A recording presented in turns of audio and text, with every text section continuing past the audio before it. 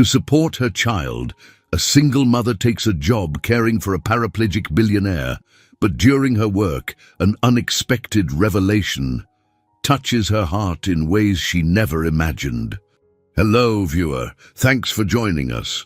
Leave a like and share your thoughts in the comments, along with the city you're watching from. Now let's continue with the story. The alarm buzzed sharply at 5:30 a.m., cutting through the dense quiet of the tiny Queen's apartment. Emma Stanton groaned softly, silencing the sound with a practiced swipe before sitting up on the edge of her bed. The room was cold. The old heater wheezed but rarely delivered, and her thin blankets offered little insulation against the December chill. She stretched for a moment, blinking into the early light that seeped through the worn curtains, then reached for her slippers, worn soft from years of use. Her day, like every other, had begun. In the kitchen, her son Jake sat at the table, legs swinging, humming a tune under his breath. At 5 years old, he had an infectious energy that filled their cramped apartment with life. His laughter often masked the strain Emma carried daily, a weight she never let him see. She poured milk into his cereal, smiling as he chattered about his favorite cartoon. Jake was her reason for everything. 3 years earlier, he had been a frail toddler, diagnosed with a congenital heart defect. The memory of those hospital days haunted her still. The pale blue of his skin, the hum of machines, and the sobering words of the doctor explaining the cost of the surgery he so desperately needed. She had resigned herself to losing him until a call from the hospital changed everything. A donor had paid for the procedure in full. Even now, she didn't know the benefactor's identity, but their generosity had saved Jake's life. Her reverie broke as Jake grinned up at her, milk dripping from his chin. "Mama, you're not eating," he declared, his small voice pulling her back to the present. She tousled his hair, a tender gesture that steadied her. Breakfast finished quickly, and soon Emma was wrapping Jake in his puffy red coat, preparing to drop him off at school before heading to her shift. She worked as a waitress in a small diner a few subway stops away, her uniform smelling faintly of grease no matter how many times she washed it. The pay was meager and the hours grueling, but it was honest work. Still, it wasn't enough to keep up with rent, utilities, and the mounting debts she'd accrued during Jake's recovery. That morning, the landlord's notice pinned to their door was a fresh reminder of her precarious position. The bold type seemed to mock her. Final notice. "You'll figure it out," she whispered to herself as she tore it down, folding the paper into her purse to keep Jake from seeing it. Later, at the diner, Emma worked the lunch rush with her usual determination, balancing trays and taking orders with a polite efficiency that belied her exhaustion. Her co-worker Rosa, a vibrant woman in her 50s, watched her with a mix of admiration and concern. During a rare quiet moment, Rosa handed Emma a steaming mug of coffee and said, "You look like you haven't slept in weeks. What's going on?" Emma hesitated. She rarely shared her struggles, not out of pride, but out of fear of pity. "It's just the rent," she admitted finally. "I'm behind again, and if I can't pay by the end of the week..." She trailed off, unable to say the words. Rosa nodded solemnly.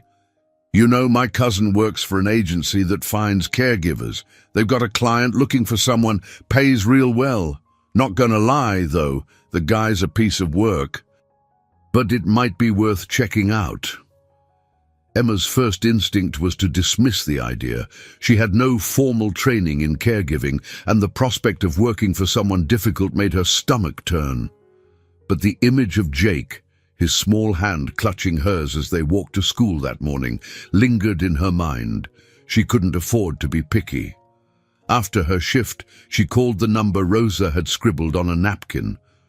The woman on the other end of the line, brisk and professional, scheduled an interview for the next day. "The position is for a private client," she explained. He requires full-time care and prefers discretion. Emma hung up with a mix of apprehension and hope. The path ahead felt uncertain, but she had no choice but to follow it. That evening, after tucking Jake into bed, she sat by the window, staring out at the city lights. For him, she murmured, resolving to do whatever it took to keep her son safe and sheltered. The following morning, as Emma buttoned up her coat and prepared to leave for the interview, Jake hugged her tightly. "Good luck, Mama," he said with a grin that lit up his whole face. She kissed his forehead, drawing strength from his joy. For him, she could face anything. The gates of the Wheeler estate loomed ahead, wrought iron twisted into intricate patterns that seemed more suited to a palace than a private home. Emma stood outside them, clutching her coat against the biting wind. She'd ridden the subway for nearly an hour and walked another 20 minutes to reach this address. The agency had provided scant details. A wealthy, reclusive client in need of care after a life-altering accident. They'd warned her the man was difficult, but the salary, triple her current pay, was impossible to ignore. With a deep breath, she pressed the intercom button. A woman's voice, crisp and no-nonsense, came through. "State your name and purpose." "Emma Stanton. I'm here for the interview." A buzz sounded, and the gates swung open slowly. Emma stepped inside, her boots crunching against the gravel driveway as the mansion came into view. The house was enormous, all sleek modern lines and glass, surrounded by meticulously trimmed hedges and trees. It felt cold, not just from the weather, but from its sterile perfection. It was a world far removed from her tiny queen's apartment.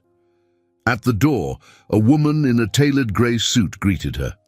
"I'm Margot Adams, Mr. Wheeler's personal assistant," she said, shaking Emma's hand briefly. Her expression was professional but unyielding. "Come in.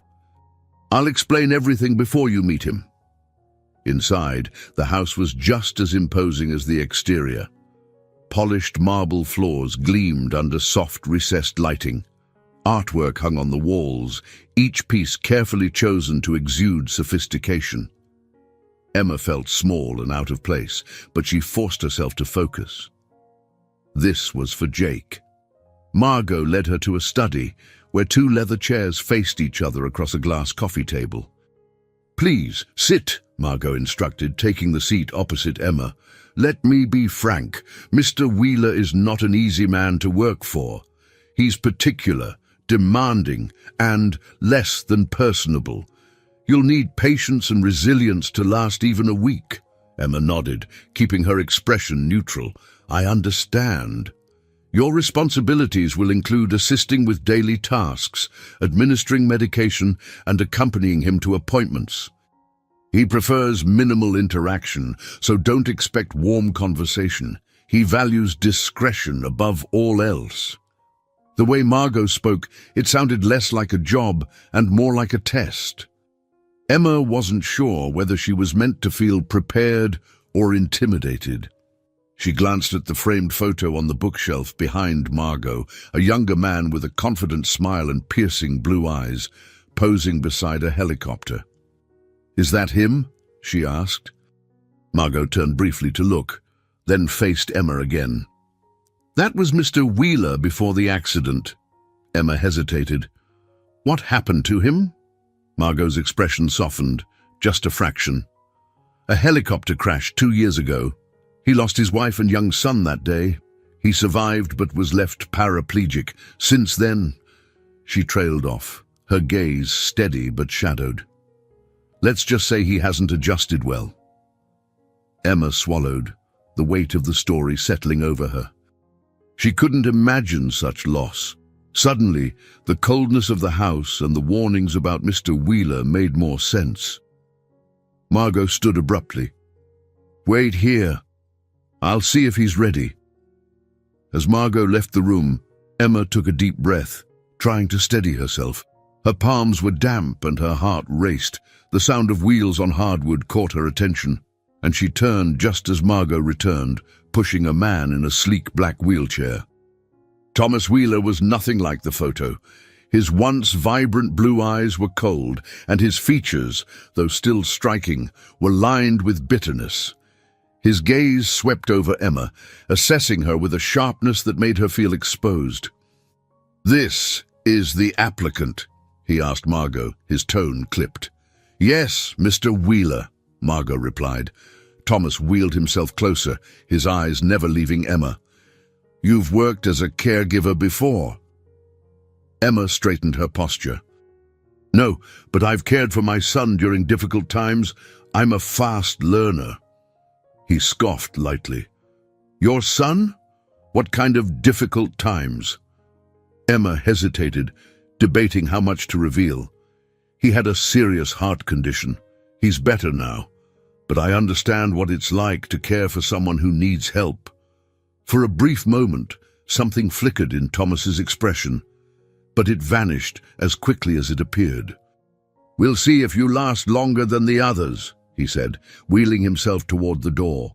Over his shoulder, he added, "Margot will show you out." Emma watched him leave, her heart pounding. His words were a challenge, not an offer. As Margot escorted her back to the entryway, she said quietly, "The agency will contact you if he decides to hire you. Good luck. You'll need it." Outside the gates, Emma exhaled deeply, the weight of the interview pressing on her. She had no idea if she'd get the job, but one thing was clear. Thomas Wheeler was a man cloaked in pain, and for reasons she couldn't yet explain, she felt compelled to help. 2 days later, Emma's phone buzzed while she was scrubbing the kitchen sink. She wiped her hands on a dish towel and checked the screen, her heart leaping at the name of the agency. Answering quickly, she braced herself for rejection. "Miss Stanton." The familiar, clipped tone of Margot greeted her. "Mr. Wheeler has decided to offer you the position. Can you begin tomorrow morning?" Emma's breath caught. Yes, I can. Be punctual. 7 a.m. sharp." The line went dead before Emma could respond. She stood in her small kitchen, the phone still in her hand, feeling a swirl of emotions, relief, fear, and a twinge of something unexpected. Hope. The next morning, she left Jake with Rosa, who had kindly agreed to babysit. "You're gonna do great," Rosa assured her, hugging her warmly. "Just remember why you're doing this." Emma nodded, kissing Jake on the cheek. "Be good, sweetheart. I'll see you tonight." As she approached the Wheeler estate, the same imposing gates greeted her. They seemed even taller today, as if the weight of her new responsibilities had somehow magnified their height. When Margot opened the door, her expression was as steely as before. "Follow me," Margot instructed. Emma fell into step behind her, clutching her bag tightly as they wove through the sprawling house. They stopped at a set of double doors, which Margot opened to reveal an expansive living room with floor-to-ceiling windows that framed the frosted garden outside. Thomas Wheeler was in his wheelchair by the fireplace, his back to them. "Mr. Wheeler," Margot announced, "your new caregiver has arrived." He turned slowly, his sharp eyes locking onto Emma. "Punctual. That's a start." Emma felt her stomach tighten but forced a polite smile. "Good morning, Mr. Wheeler." "I don't care for pleasantries," he replied, his tone clipped. "Margot, go over her duties." Margot handed Emma a folder. "This outlines everything you need to know: his daily schedule, medications, dietary preferences." "He doesn't like to repeat himself, so read it thoroughly," Thomas interrupted, his voice cutting through the room. "I don't need someone hovering over me.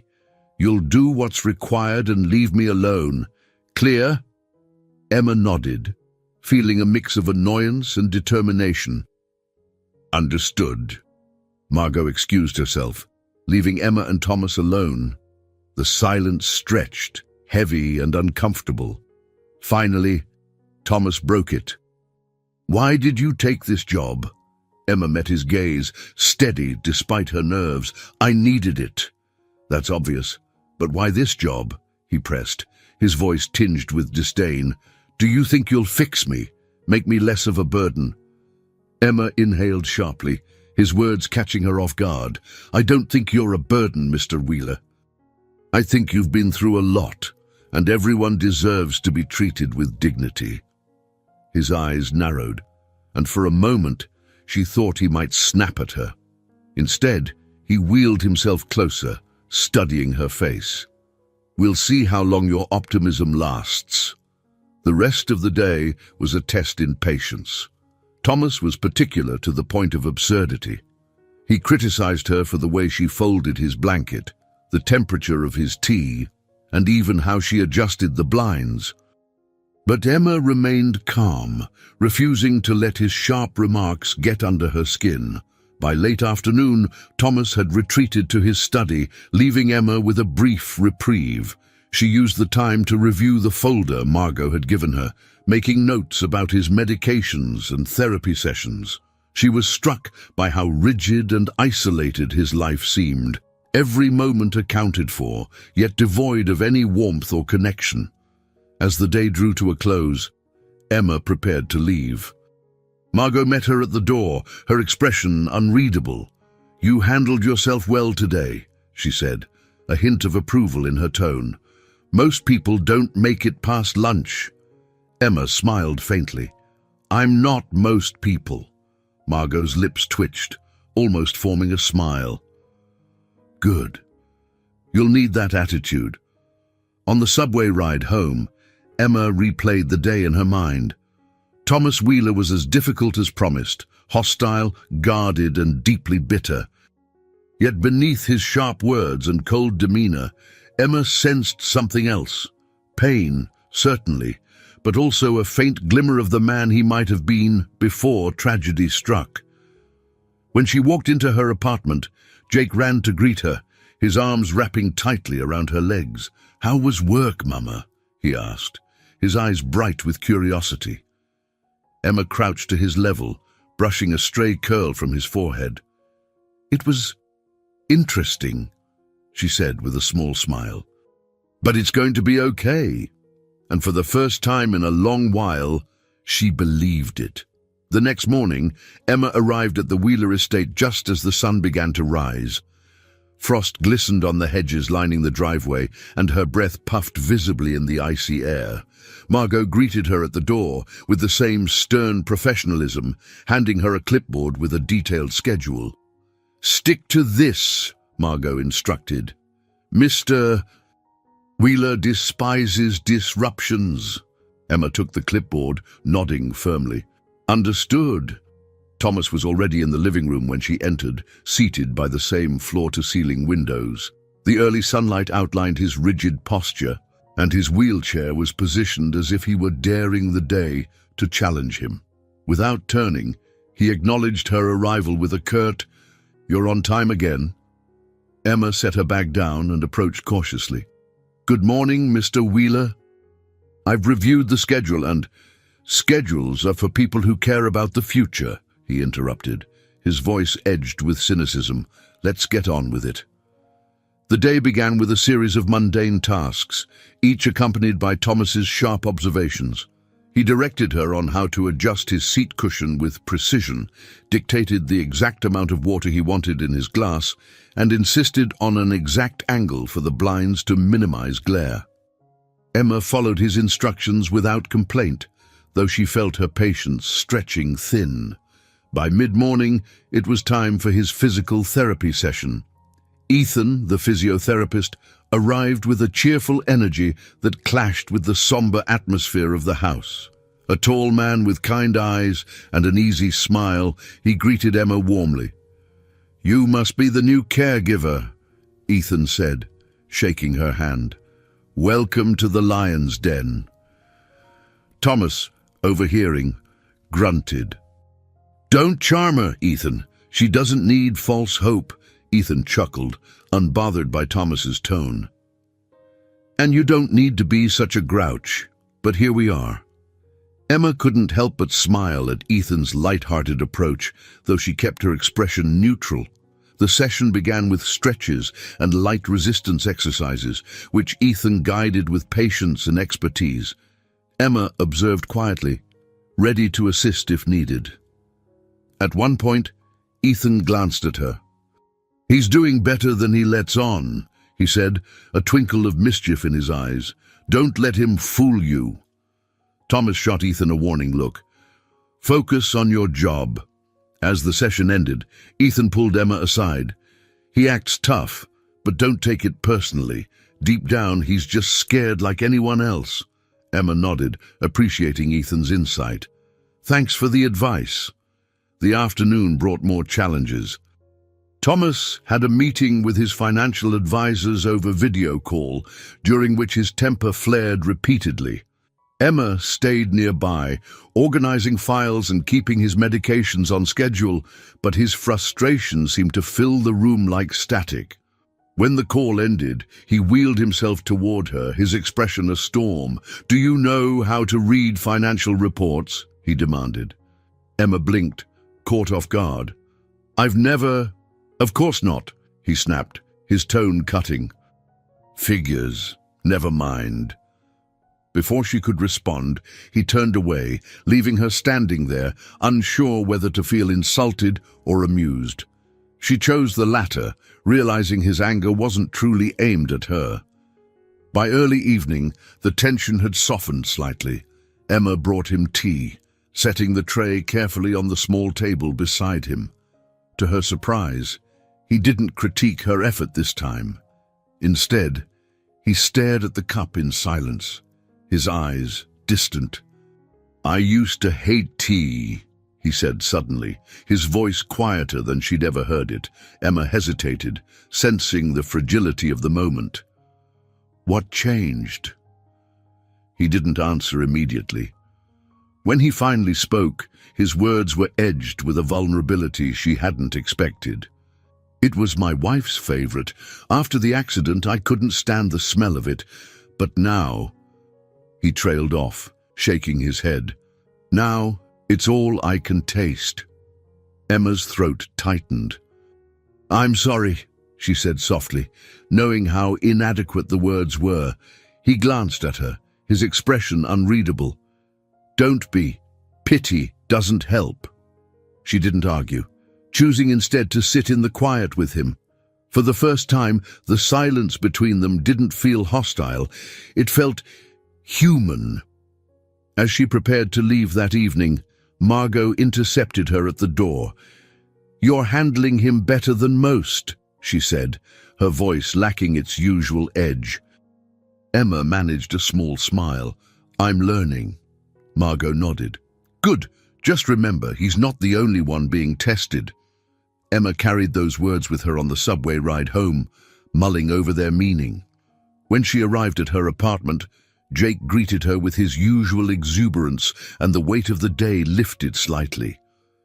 As she tucked him into bed, she thought about Thomas's fleeting moment of vulnerability and wondered what tomorrow might bring. The morning air bit sharply as Emma walked briskly to the Wheeler estate. Each step felt heavier than the last, weighed down by the question that had kept her awake most of the night. Could she continue this job? Thomas Wheeler was an enigma, his hostility often unbearable, but his fleeting moments of vulnerability hinted at a depth Emma couldn't ignore. When she arrived, Margot greeted her with her usual efficiency, handing over the day's updated schedule. "He has a video conference at 10 and therapy at 2. Stick to the plan." Emma nodded, filing the clipboard under her arm. Margot paused, her gaze softening. "If it's too much," she began, but trailed off, leaving the unspoken thought hanging in the air. "I'll manage," Emma replied firmly, though the uncertainty in her own voice surprised her. As she entered the living room, Thomas was already there, seated by the window as usual. He didn't acknowledge her, engrossed in a book. Emma approached cautiously, setting his morning tea on the small table beside him. "Good morning, Mr. Wheeler," she said, keeping her tone light. "Too early for pleasantries," he muttered without looking up. Emma resisted the urge to sigh. Instead, she busied herself with straightening the room, subtly observing him as she worked. He appeared calmer today, though the tension in his posture never fully left. The quiet stretched on until he finally closed the book with a deliberate snap. "I suppose you're settling into this routine," he said, his tone neutral. Emma turned, caught off guard by the lack of sarcasm. "I'm doing my best." Thomas regarded her for a long moment. "And yet you haven't left. Most people do by now." She hesitated, unsure how to respond. "I'm not most people." His lips twitched, almost forming a smile. "So I've noticed." The morning passed uneventfully, though Emma remained on edge, waiting for the inevitable sharp comment or impossible demand. When the time came for Thomas's video conference, she stood by discreetly, ensuring his documents were organized and his medications within reach. To her surprise, the meeting ended without incident, and Thomas even thanked her, gruffly but sincerely, when she handed him a folder. By early afternoon, the monotony began to wear on Emma. She spent her break sitting on a bench in the garden, the cold air refreshing her mind. Ethan, arriving early for Thomas's therapy session, found her there. "Taking a moment to breathe?" he asked, settling onto the bench beside her. Emma smiled faintly. "Something like that." "He's not an easy one," Ethan said, his tone thoughtful. "But I think you're getting through to him." Emma glanced at him, skeptical. "You think so?" Ethan nodded. "I've worked with Thomas for over a year. He's still stubborn as hell, but he doesn't push everyone away anymore. Not completely, at least." Emma absorbed his words, uncertain whether to feel encouraged or overwhelmed. Before she could respond, Ethan stood and clapped her lightly on the shoulder. "Hang in there. You're doing more good than you know." The therapy session that followed was uneventful, though Thomas's usual sarcasm was notably absent. Emma couldn't tell if it was progress or simply exhaustion on his part. As the day wound down, she prepared his evening tea, setting it on the table beside him. "Why do you stay?" he asked suddenly, his voice cutting through the quiet. Emma froze, his question catching her off guard. "I have my reasons. Care to share?" She hesitated, then chose her words carefully. "Because I believe people deserve second chances." His gaze sharpened, and for a moment, Emma wondered if she'd said too much. But instead of snapping at her, he leaned back in his chair, his expression unreadable. "Second chances are a luxury, Miss Stanton. Not everyone can afford them." Emma met his eyes, steady despite the unease creeping through her. "Maybe. But sometimes they're worth fighting for." Thomas didn't respond, but the flicker of something, respect, perhaps, in his eyes stayed with her as she left for the night. On the subway ride home, Emma replayed their conversation in her mind. His walls were still firmly in place, but cracks were beginning to show. It wasn't much, but it was enough to make her decision. She would stay, at least for now. If there was even the smallest chance she could help Thomas, and by extension herself, she had to try. As she tucked Jake into bed that night, he looked up at her sleepily. "Did you have a good day, Mama?" She smiled, brushing a curl from his forehead. "I think I did," she murmured. For the first time in weeks, she felt a small, tentative hope stirring within her. Emma arrived at the Wheeler estate early the next morning, greeted once again by the crisp December air and the imposing gates. The house, with its sleek glass panels and manicured gardens, still felt unwelcoming. But Emma had grown accustomed to its cold elegance. Inside, Margot was waiting, her usual clipboard in hand. "Good morning, Miss Stanton," Margot said without looking up. "Mr. Wheeler has his routine therapy session this afternoon, but before that, he's requested a meeting. He rarely does this, so be prepared." Emma blinked, surprised. "A meeting?" About what? Margot's lips curved slightly, almost imperceptibly. That's for him to decide. Emma didn't press further. Instead, she made her way to the study where Thomas was already waiting. He sat by the large window, the sunlight casting harsh shadows on his angular face. His expression was thoughtful, almost contemplative, as he turned to face her. "You're early," he remarked in his tone neutral. "I try to be," Emma replied simply, standing near the doorway. Thomas gestured toward the chair opposite him. "Sit. We need to talk." Emma obeyed, her stomach twisting with unease. His directness always left her unsettled. "What's on your mind, Mr. Wheeler?" He studied her for a moment, his sharp blue eyes searching. "Why do you think you can handle this job?" The question was blunt but not unexpected. Emma took a steadying breath. "Because I don't give up easily." Thomas raised an eyebrow. "A noble sentiment. But determination only gets you so far. This isn't an ordinary caregiving job, Miss Stanton. It requires resilience, intelligence, and a level of patience most people don't have." "I'm aware," Emma replied, her voice steady. "And I believe I have all those things. Do you?" His tone was almost challenging, but there was a hint of curiosity beneath it. "Yes," she said firmly, meeting his gaze. "I've faced harder things in my life than this, Mr. Wheeler, and I've come through them stronger." For a moment, the room was silent. Then, to Emma's surprise, Thomas's lips twitched in the faintest hint of a smile. "We'll see." The conversation shifted abruptly as Thomas began discussing his therapy schedule, medications, and preferences for the day. Despite his initial sharpness, Emma noticed a subtle change in his demeanor, a willingness to engage, however minimal it might be. It wasn't much, but it felt like progress. Later that morning, Margot approached Emma in the kitchen, where she was organizing Thomas's medications. "You handled that well," Margot said, her tone softer than usual. Emma glanced up, surprised. "Thank you." "Thomas isn't an easy man to deal with," Margot continued, leaning against the counter. "But he respects strength. If you want to last here, you'll need to keep showing him that you're not afraid of him." Emma considered Margot's words carefully. There was something almost protective in the older woman's tone, a quiet encouragement that felt out of place in their otherwise formal interactions.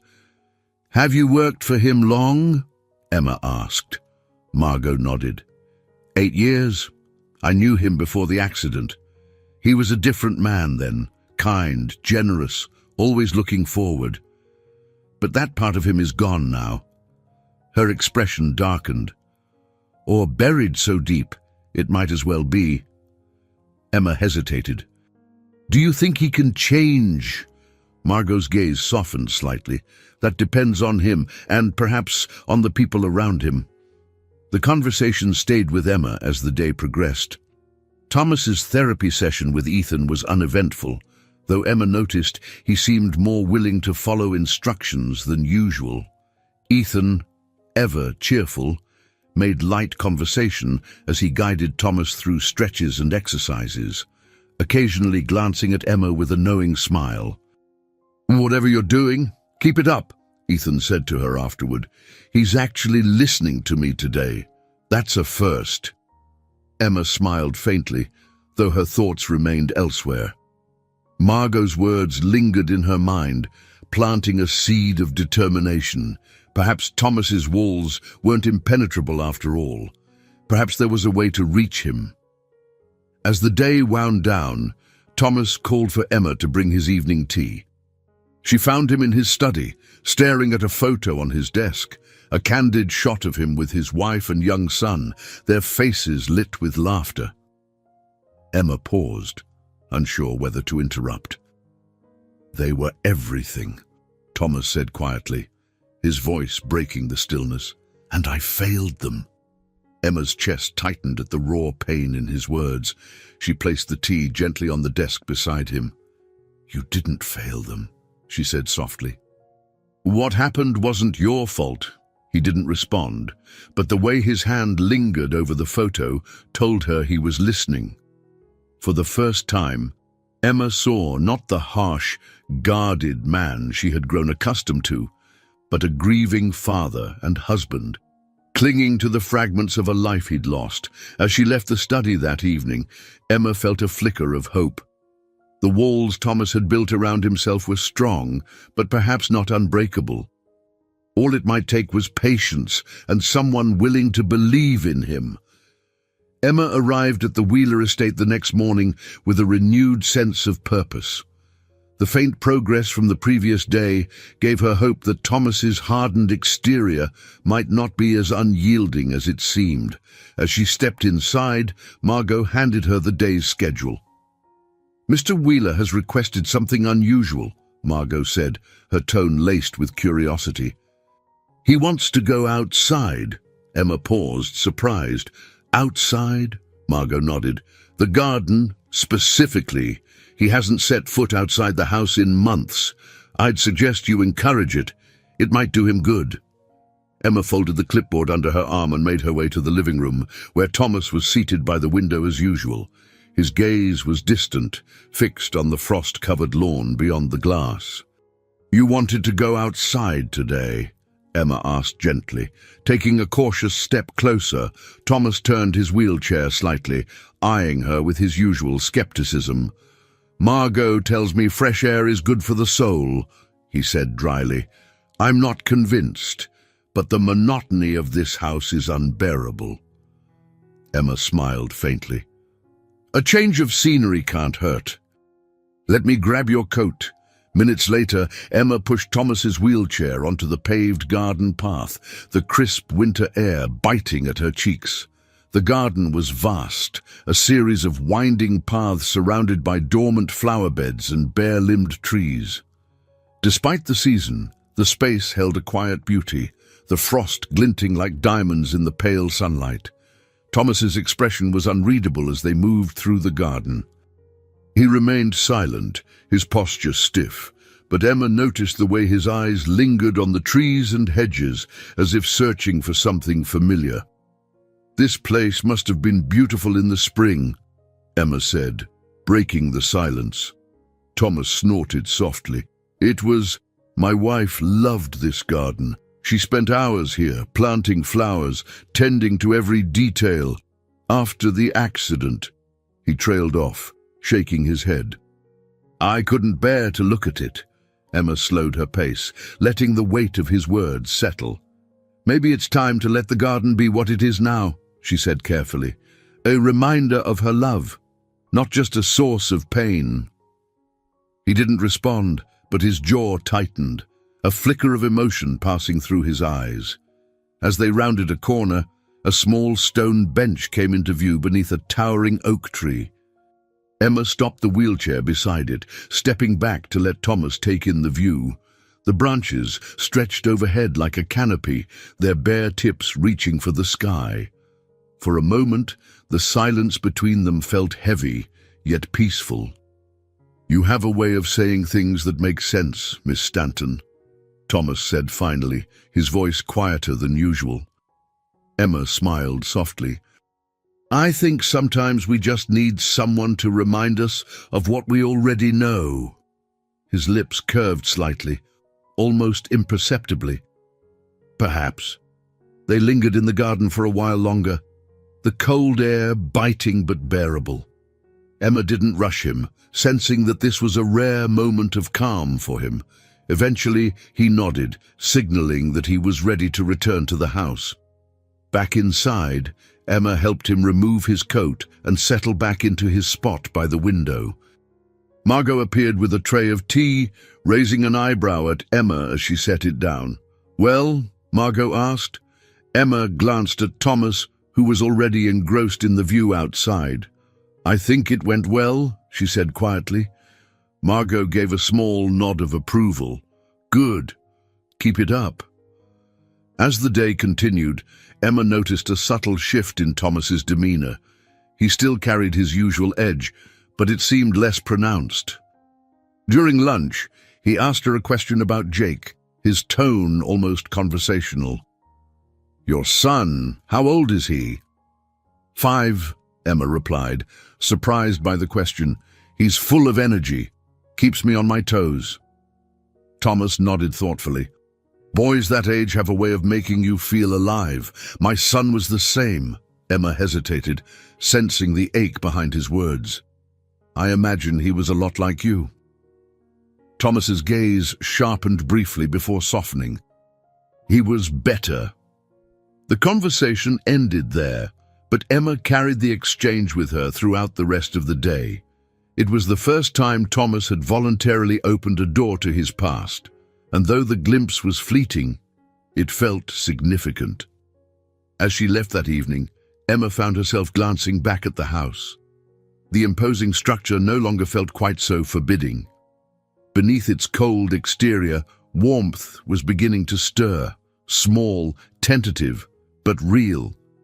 On the subway ride home, Emma replayed the moments in the garden and at lunch, her heart lighter than it had been in weeks.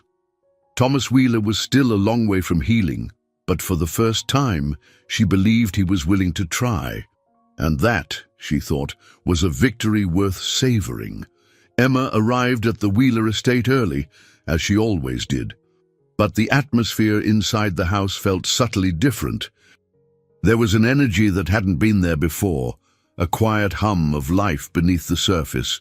She couldn't pinpoint its source, but something about the way Thomas had lingered in the garden the previous day, the small moments of openness, hinted at a shift. It was fragile, but it was there. Margot greeted her at the door with her usual clipboard. "Good morning, Miss Stanton," she said briskly. "Today is a lighter day for Mr. Wheeler, but he's requested assistance organizing his study." Emma nodded, slightly surprised. "Organizing? Is that something he usually cares about?" Margot's lips twitched, just barely. "Not typically, but it seems he's taking an interest in his work again, which is a good sign. Try not to disrupt his focus." Emma made her way to the study, a room she had only glimpsed briefly before. It was a large, sunlit space with shelves of books lining the walls, every title meticulously arranged. The desk in the center of the room was an island of chaos. Papers, folders, and binders piled haphazardly, alongside a sleek laptop and a crystal paperweight. Thomas was already there, his wheelchair positioned at the desk as he sifted through the clutter. "You're early," he remarked without looking up. "You're busy," Emma replied, stepping closer. "How can I help?" Thomas gestured vaguely at the piles. "This mess needs order. If you're as competent as Margot claims, you'll figure it out." Emma raised an eyebrow but said nothing, setting her bag down and surveying the desk. She began sorting through the papers, dividing them into neat stacks, financial reports, correspondence, and personal notes. As she worked, she caught glimpses of Thomas's world, sharp analyses of business ventures, carefully worded letters to colleagues, and sketches of designs that hinted at an engineering mind still active despite his isolation.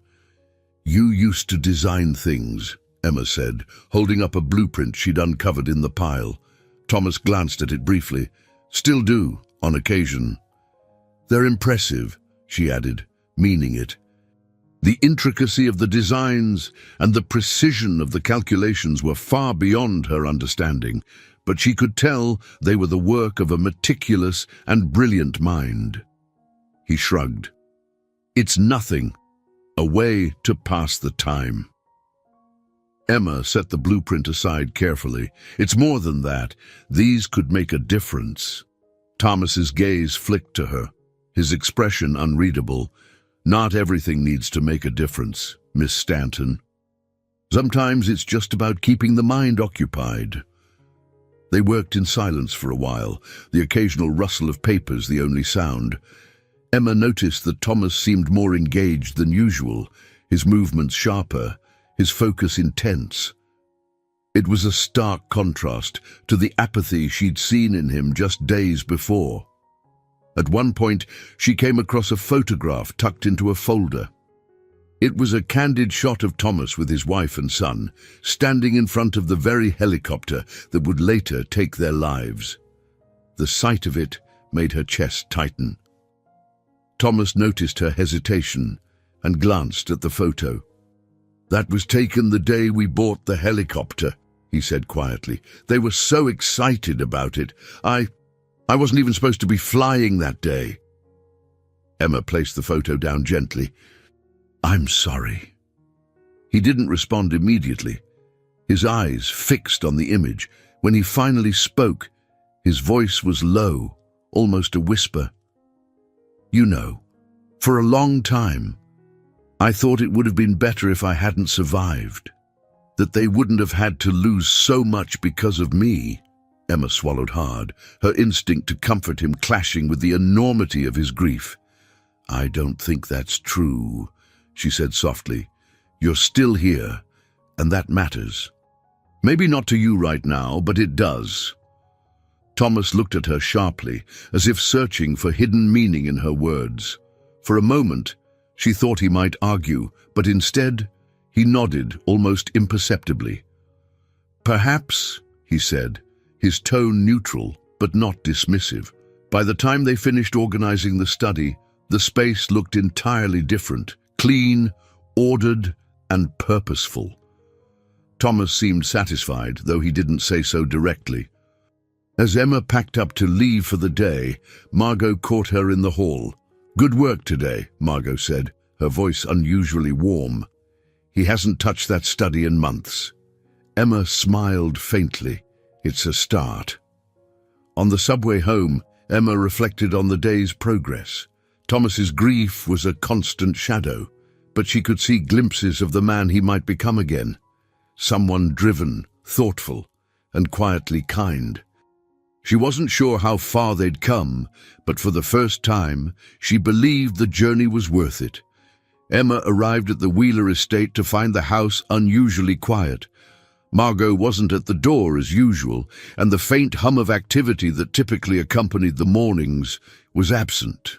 As Emma made her way inside, she found Margot in the kitchen, sipping a cup of coffee and glancing through her clipboard. "Good morning," Emma greeted, setting her bag down. Margot nodded in return. "Morning. Mr. Wheeler has been reflective today. He's in the library." Emma raised an eyebrow. "Reflective?" Margot gave a small shrug. "It happens on occasion.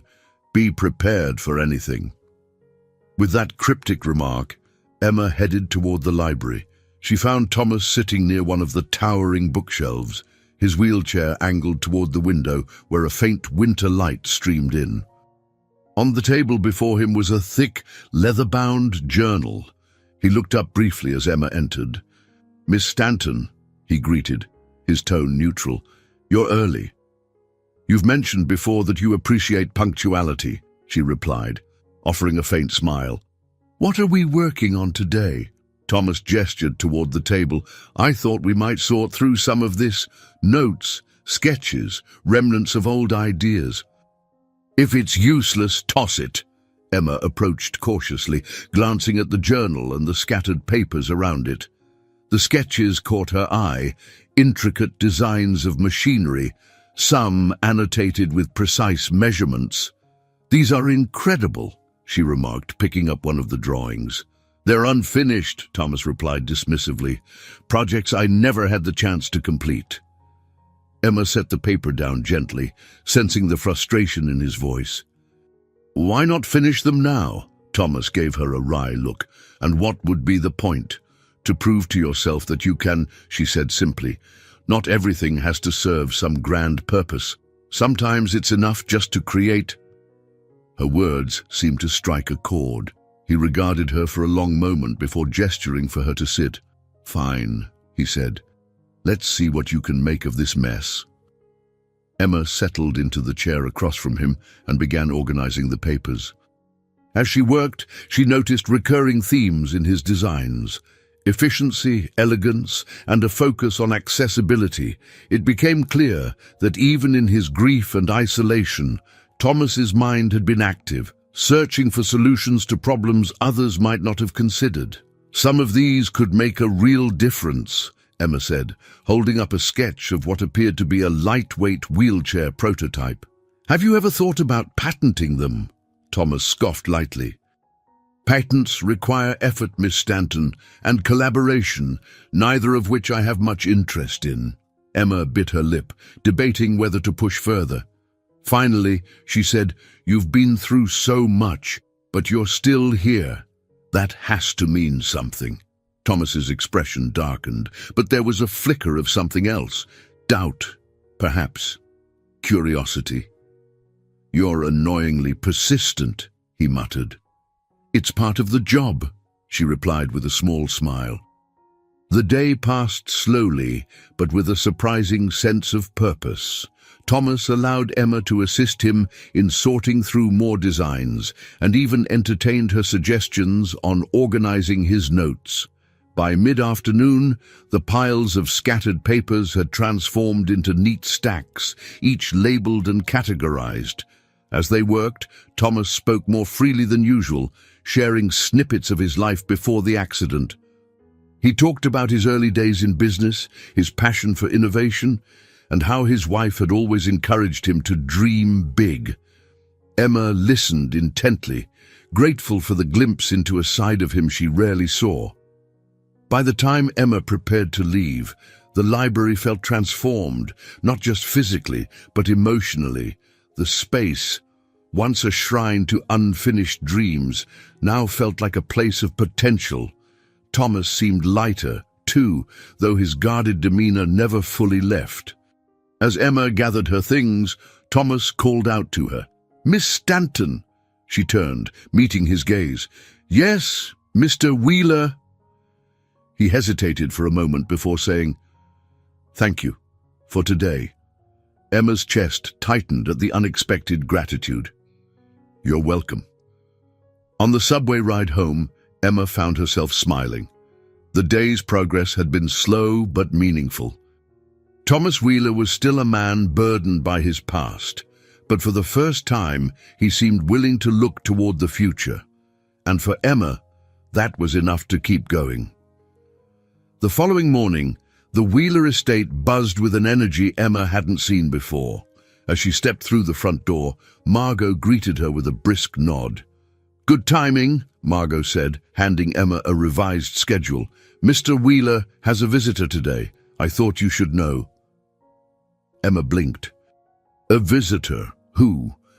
"Ethan, his physiotherapist," Margot replied, "but this isn't a routine session. Ethan asked for some time to speak with Thomas about a new initiative." Emma's curiosity piqued as she headed to the living room. Thomas was already there, sitting stiffly in his wheelchair with an expression that bordered on irritation. Ethan stood nearby, his usual cheerful demeanor slightly more subdued. "Morning, Miss Stanton," Ethan greeted as Emma entered. "I was just about to make my pitch." Thomas let out a low sigh. "Pitch away, Ethan. Let's get this over with." Ethan grinned, undeterred by Thomas's tone. "Right.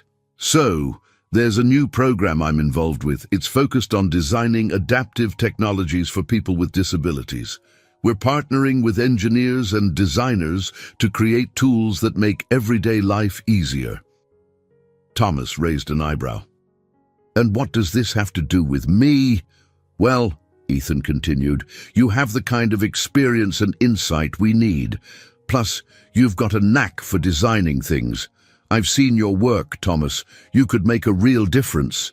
Thomas's gaze hardened. "I'm not interested in charity projects." "It's not charity," Ethan countered, his voice firm but friendly. "It's about creating solutions, empowering people to live better lives, including yourself." Emma watched the exchange carefully, noting the way Thomas's fingers tapped lightly against the armrest of his wheelchair. A sign, she thought, of conflicted emotions. "I'm not a symbol, Ethan," Thomas said after a long pause, "and I'm certainly not a salesman." Ethan shrugged. "You don't have to be. Just share your ideas. That's all anyone's asking." The room fell silent. Finally, Thomas turned his gaze toward Emma. "What do you think, Miss Stanton?" The question caught her off guard, but she answered honestly, "I think you have a chance to take what you've been through and turn it into something meaningful. And I think that matters." Thomas's expression softened slightly, though his tone remained guarded. "You're both relentless, aren't you?" "It's a gift," Ethan replied with a grin. To Emma's surprise, Thomas didn't dismiss the idea outright. Instead, he agreed to think about it, though his reluctance was clear. Ethan, seeming satisfied, gave Emma a quick thumbs up as he left the room. Later that afternoon, Emma found herself alone in the kitchen with Margot, who was preparing tea. "What did you think of Ethan's proposal?" Emma asked, her voice casual. Margot glanced at her, then returned to her task.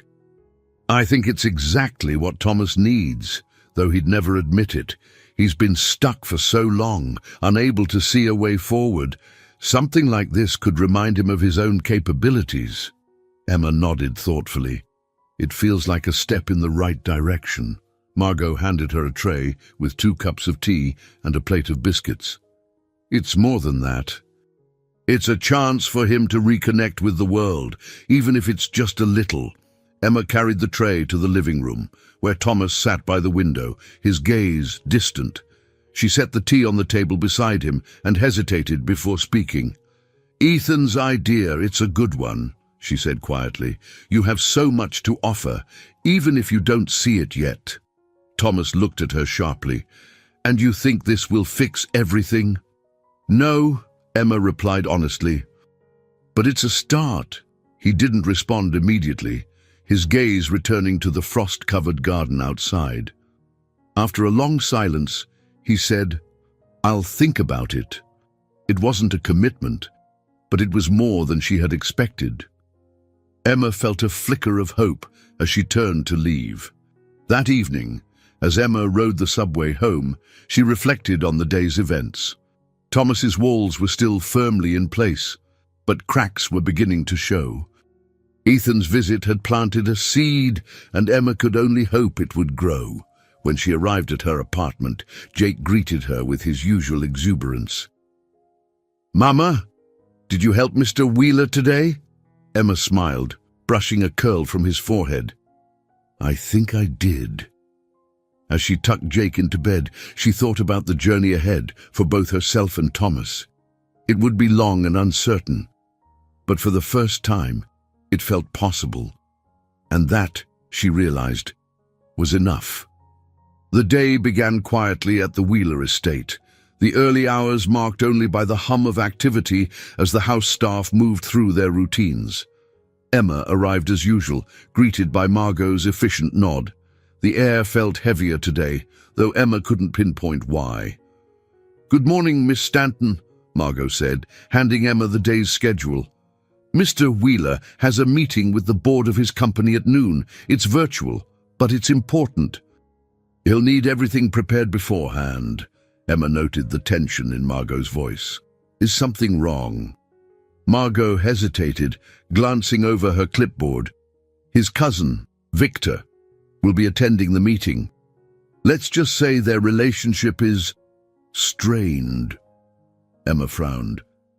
"Should I be worried?" "Just be ready," Margot said cryptically before walking away. Emma spent the morning ensuring that everything was set for Thomas's meeting. His notes were organized, his laptop was charged, and the room was arranged for optimal comfort. When she brought Thomas his coffee mid-morning, he was already reviewing documents, his expression hard and focused. "Everything's ready for your meeting," Emma said, setting the coffee down beside him. "Good," Thomas replied curtly, not looking up. His tone was sharper than usual, but Emma let it slide, sensing his nerves. The meeting began promptly at noon, and Emma stayed in the background, ready to assist if needed. The virtual conference screen filled with faces, board members, executives, and, as Margot had warned, Victor Wheeler. Victor's polished appearance and smooth demeanor stood in stark contrast to Thomas's guarded intensity. From the start, Victor dominated the conversation, steering it toward topics that painted Thomas in an unfavorable light. "With all due respect, Thomas," Victor said, his tone laced with feigned concern, "your condition limits your ability to lead effectively. The board deserves someone who can be fully present." Thomas's jaw tightened. "My condition doesn't affect my ability to make decisions. My track record speaks for itself." Victor gave a patronizing smile. "No one is questioning your past achievements. But the company needs forward-thinking leadership, someone who can meet the demands of today." Emma clenched her fists as she watched Thomas endure Victor's thinly veiled attacks. The tension in the room was palpable, each word a calculated attempt to undermine Thomas's authority. Despite his composure, Emma could see the strain in his eyes. When the meeting ended, Thomas slammed his laptop shut with a force that made Emma flinch. "Parasite," he muttered under his breath, his hands gripping the armrests of his wheelchair tightly. Emma approached cautiously. "Are you okay?" Thomas looked up at her, his expression stormy. "Do I look okay?" Emma hesitated, then said softly, "He's wrong. You know, you're more than capable." Thomas scoffed, turning his gaze toward the window. "Words mean nothing, Miss Stanton. Victor's been circling like a vulture for years, waiting for the chance to take what's mine." "Then don't let him," Emma said, her voice firm. "You've fought through worse than this, haven't you?" Thomas didn't respond immediately, his shoulders tense. Finally, he said, "Leave me. I need time to think." Emma obeyed, retreating to the kitchen where Margot was waiting. "How bad was it?" Margot asked, pouring herself a cup of tea. "Bad," Emma admitted, sinking into a chair. "Victor didn't hold back," Margot sighed heavily. "He's been trying to push Thomas out since the accident. He's ambitious, and the board listens to him because he knows how to manipulate them." Emma frowned. "Isn't there anything Thomas can do?" "There is," Margot said, her voice steady. "But he won't. He refuses to lean on others, even when it's in his best interest." Emma thought about Thomas's stubborn independence, the walls he'd built around himself to keep everyone at arm's length. It was both his greatest strength and his deepest flaw. That evening, as Emma prepared to leave, she found Thomas in his study, staring at the same photograph she'd seen before, the one of him with his wife and son. He didn't look up as she entered. "I've failed them," he said quietly, his voice barely audible. "Everything they believed in me, it's gone." Emma's chest tightened. "You haven't failed anyone, Thomas. You're still here. That means something." He finally met her gaze, his eyes filled with a mix of anger and despair. "What does it mean, Miss Stanton? Tell me, because I'm struggling to see it." Emma swallowed hard, her voice steady despite the lump in her throat. "It means you still have a chance to prove them wrong, to prove to yourself that you're more than what Victor or anyone else thinks." For a moment, Thomas said nothing, his gaze locked on hers. Then he nodded, almost imperceptibly, before turning back to the photo. As Emma left the house that night, she felt the weight of the day pressing on her.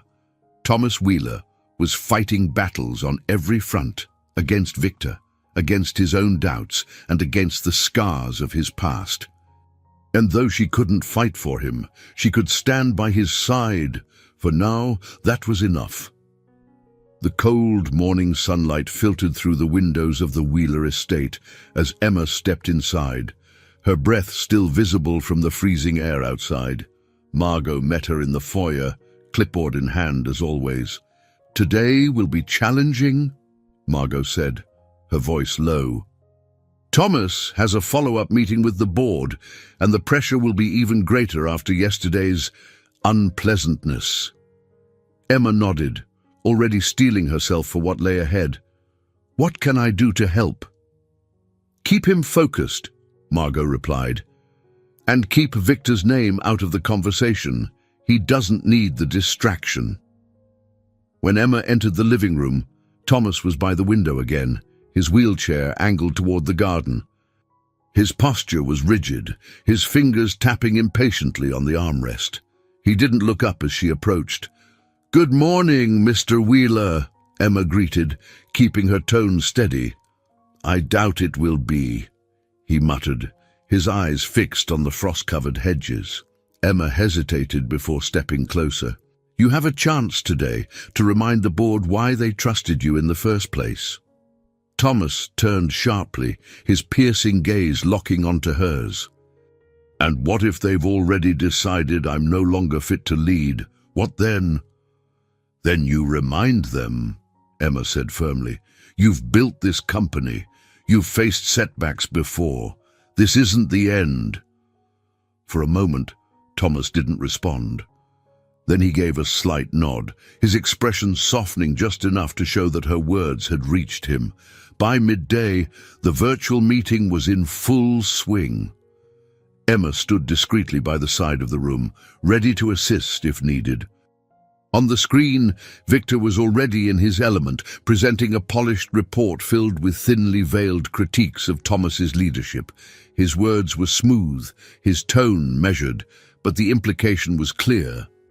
Thomas's time at the helm should come to an end. Thomas listened in silence, his face an unreadable mask. When Victor finished, the room fell quiet, the tension palpable. Then Thomas spoke, his voice calm but edged with steel. "I appreciate your concerns, Victor," he began, his gaze steady. "But let's not forget the numbers.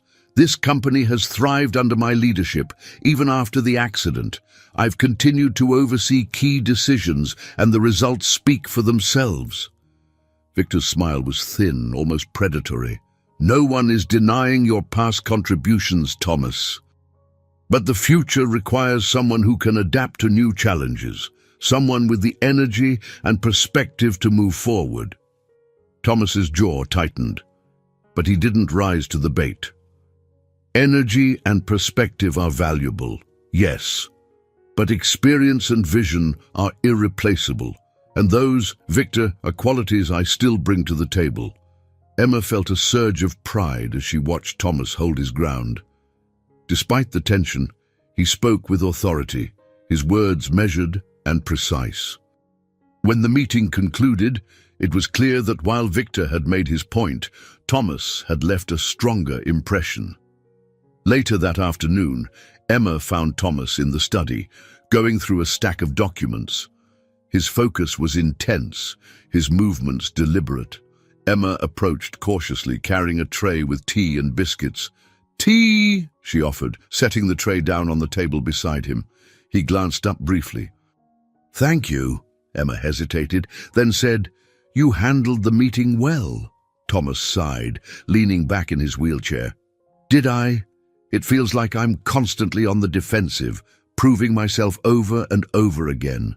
"You're still here," Emma said softly, "and that's more than Victor can take credit for." A faint smile tugged at the corner of Thomas's lips. "You have a way of making things sound simpler than they are, Miss Stanton." "Maybe they are simpler," she replied. "You're stronger than you think, and you have people who believe in you." Thomas looked at her, his expression unreadable. "You included?" Emma met his gaze without hesitation. "Yes." As the day drew to a close, Emma prepared to leave, but before she could step out of the room, Thomas called after her. "Miss Stanton," she turned, her hand resting on the doorframe. "Yes, Mr. Wheeler?" "Thank you," he said quietly. "For everything today." Emma smiled, her chest tightening at the sincerity in his voice. "You're welcome." That evening, as Emma rode the subway home, her thoughts swirled with the day's events.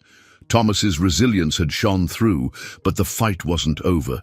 Victor was a relentless adversary, and the road ahead would be fraught with challenges. When she arrived at her apartment, Jake was waiting for her, his wide smile instantly lifting her spirits. "How was work, Mama?" he asked, running to hug her. "It was a good day," she replied, pulling him close. As she tucked Jake into bed that night, Emma felt a flicker of hope. Thomas Wheeler had faced another trial, and though the battle wasn't yet won, He had proven that he still had the strength to fight, and for Emma, that was a victory worth celebrating. The Wheeler estate was quiet as Emma arrived the next morning, the weight of the previous day still heavy in the air. Thomas's confrontation with Victor had been a small victory, but the tension it created lingered like a storm cloud. As she stepped inside, Margot met her with a tired expression. "Morning," Margot greeted, handing Emma a folder. "Mr. Wheeler requested these be reviewed today." Emma glanced at the papers, financial projections and engineering blueprints. "He's throwing himself into work again." Margot sighed.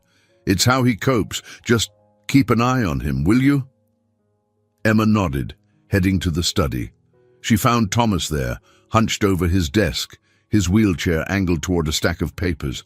His usual sharpness seemed dulled, his movements slower, more deliberate. "Good morning, Mr. Wheeler," Emma said gently. "Is it?" he replied without looking up. Emma approached the desk, setting her bag down. "You did well yesterday. The board listened to you." "Listened? Yes," Thomas said, his tone heavy. "But they don't believe in me. Not really. Victor has them wrapped around his finger." Emma frowned, searching for the right words. "You're still the head of the company. That says something." Thomas leaned back in his chair, his eyes narrowing. "For now. But Victor won't stop until he takes everything I've built." "And what about what you've rebuilt?" Emma countered. "You fought back from so much already. Why let him get to you now?" Thomas's gaze softened slightly, but the tension in his shoulders remained. "You make it sound so simple." "It's not," Emma admitted, "but that doesn't mean it isn't worth fighting for." The day passed slowly, the hours marked by an uncomfortable quiet. Thomas worked through the folder Margot had given him, his focus shifting between the financial reports and the blueprints. At one point, Emma noticed him lingering over a design, a sleek, lightweight wheelchair unlike anything she'd seen before. "Is that something you've been working on?" she asked, breaking the silence. Thomas glanced at her, then back at the blueprint. "It's an old idea, one I never finished." Emma studied the design, impressed by its detail. "It looks revolutionary." "It could have been," Thomas said, his voice tinged with regret. "But I abandoned it after the accident." "Why?" Emma asked softly. Thomas hesitated, then said, "Because it felt pointless. Why design something to help others when I couldn't even help myself?" Emma's chest tightened at his words. "But you can help others now," she said. "Maybe that's exactly what you need to remind yourself of what you're capable of." Thomas didn't respond immediately, his eyes fixed on the blueprint. When he finally spoke, his voice was quieter. "It's easier said than done, Miss Stanton." "I know," Emma replied, "but sometimes the hardest things are the ones that matter most." That afternoon, Margot brought more documents to the study, her expression unreadable as she set them on the desk. "These are from the legal team," she said. "You'll want to review them before the next board meeting." Thomas nodded curtly, his jaw tightening as he scanned the papers. Emma noticed the way his hand trembled slightly as he turned the pages. "Is everything okay?" she asked after Margot left. Thomas didn't answer immediately. When he finally spoke, his voice was laced with frustration. "Victor's making another move. He's challenging my authority as CEO, claiming I'm unfit to lead." Emma felt a surge of anger on Thomas's behalf. "He can't do that." "Oh, he can," Thomas said bitterly, "and he will. He's been waiting for this moment for years." "Then fight back," Emma urged. "Show him that you're not going anywhere." Thomas's laugh was dry, almost bitter. "You think it's that simple?" "No," Emma admitted, "but I think you're stronger than you realize, and I think Victor knows that too. That's why he's trying so hard to break you." Thomas's gaze met hers, something unspoken passing between them. For a moment, the tension seemed to ease, the weight of his burdens lessened. As evening approached, Thomas asked Emma to bring the blueprint he'd been working on. She placed it on the desk in front of him, watching as he traced the lines with a careful hand. "This was meant to be a game changer," he said quietly. "A wheelchair that's not just functional, but empowering. Lightweight, durable, customizable. It could have helped so many people." "Then finish it," Emma said simply. "Make it a reality." Thomas looked at her, his expression conflicted. "And if I fail," Emma smiled faintly, "then you try again. That's what resilience is, isn't it?" Thomas didn't respond, but the faintest glimmer of hope flickered in his eyes. That night, as Emma rode the subway home, her thoughts were heavy with the day's events. Thomas was fighting battles on every front, against Victor, against his own doubts, and against the weight of his past, but for the first time, she felt he might be willing to fight back. When she arrived home, Jake greeted her with his usual enthusiasm, his laughter a balm for her weary soul. As she tucked him into bed, she thought about Thomas's blueprint and the potential it represented. Maybe, just maybe, it was the key to unlocking the future he so desperately needed. And for Emma, that was a future worth believing in. The Wheeler estate was steeped in an oppressive quiet when Emma arrived the next morning. The winter chill outside seemed to seep into the very walls of the house, its vastness feeling colder and lonelier than usual. Margot's tight expression as she handed Emma the day's agenda confirmed what Emma already suspected. Today would not be an easy one. "Thomas has called for a private strategy session with his legal and financial teams," Margot explained. "Victor's challenge is gaining traction, and the pressure is mounting." Emma nodded, her stomach knotting. "And how is he handling it?" Margot's lips pressed into a thin line. "He's more irritable than usual. Be prepared." Emma steeled herself as she made her way to the study. She found Thomas at his desk, the blueprint for his wheelchair design spread out before him. His expression was tense, his movements sharp as he rearranged the papers scattered across the surface. "Good morning," Emma greeted cautiously. Thomas glanced up briefly, his brow furrowed. "Is it?" Emma hesitated before stepping closer. "It could be. You're meeting with your team today, right? That's a step forward." Thomas snorted softly, his eyes returning to the blueprint. "A step toward what?" "Another battle. Another opportunity for Victor to twist the knife."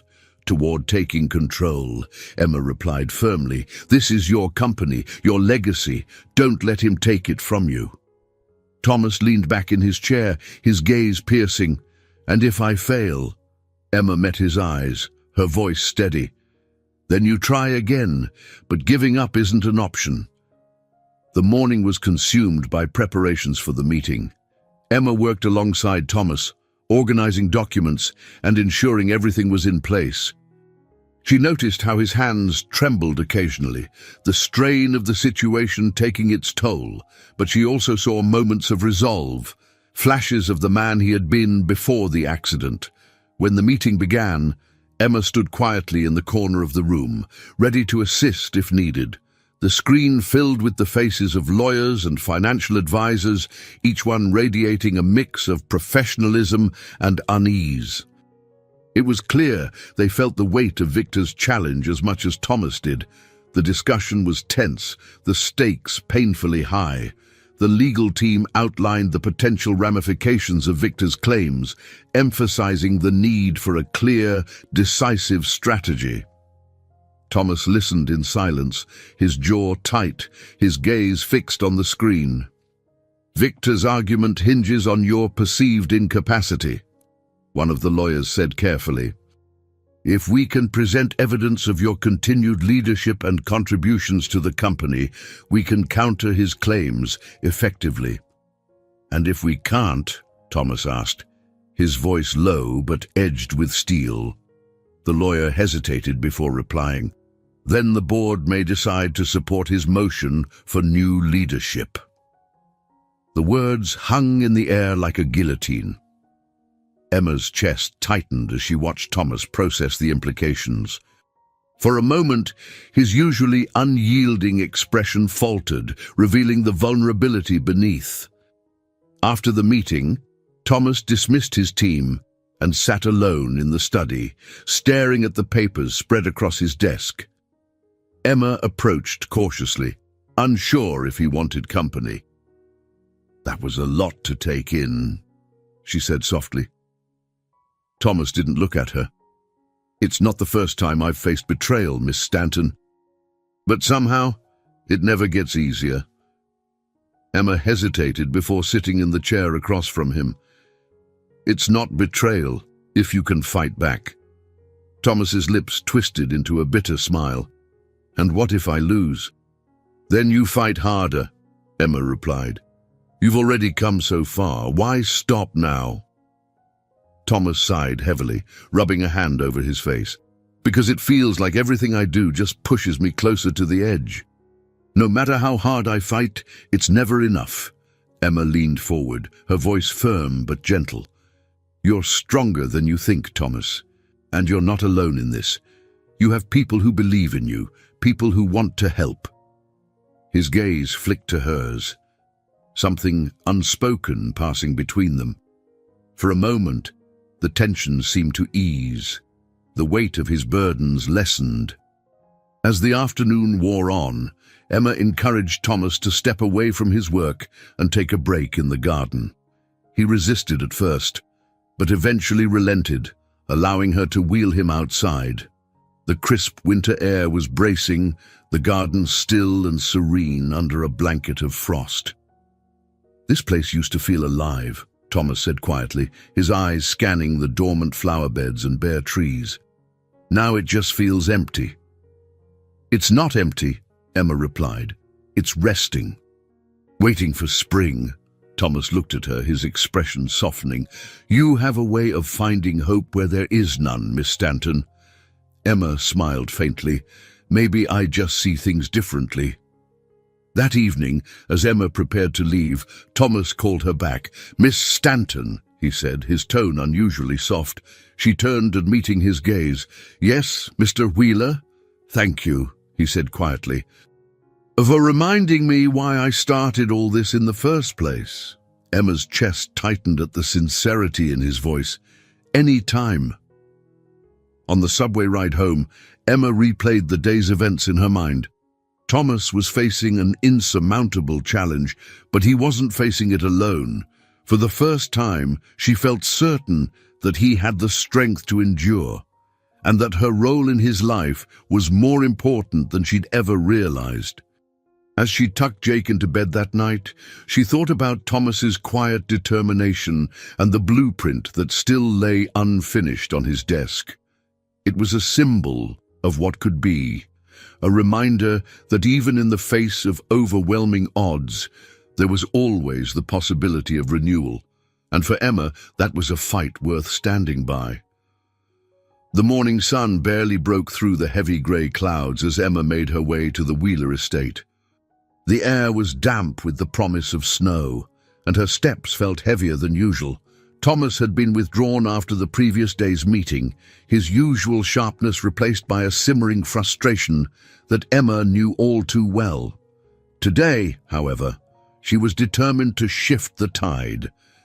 When she entered the house, Margot greeted her with a rare smile. "He's already in the study," she said, "and he's working." Emma raised an eyebrow. "That's a good sign, isn't it?" Margot's smile faded slightly. "It depends. If he's channeling his energy into something productive, then yes. If not," she trailed off, leaving the rest unsaid. Emma nodded and headed to the study. She found Thomas hunched over his desk, the blueprint for his wheelchair design front and center. Surrounding it were additional sketches and notes, many of them clearly new. His focus was intense, his pen moving rapidly across the paper. "Good morning," Emma said softly, not wanting to disturb his concentration. Thomas glanced up briefly, his expression unreadable. "You're early." I thought I'd see how you're doing, Emma replied, stepping closer. It looks like you've been busy. I couldn't sleep, he admitted, leaning back in his chair, so I decided to work. Emma studied the sketches, impressed by the level of detail. This is incredible, Thomas. You've made real progress. It's still incomplete, he said, his tone dismissive. Maybe, Emma agreed, but it's closer than it was yesterday. Thomas regarded her for a moment, his eyes searching. Then he gave a small nod, as if conceding her point. I suppose it is. The morning passed in relative quiet, the soft scratch of Thomas's pen and the rustle of papers filling the study. Emma stayed nearby, offering assistance when needed, but mostly giving him space to work. By late morning, he leaned back with a heavy sigh, his hands resting on the wheels of his chair. I need a break, he muttered. Emma seized the opportunity. How about some tea and maybe a walk in the garden? Thomas hesitated, then nodded. Fine, but just the tea. Emma prepared the tea and brought it to the sitting room, where Thomas had relocated. He sipped it slowly, his gaze distant. Emma sat nearby, waiting for him to speak. You said something yesterday, Thomas began, his voice quiet, about people who believe in me.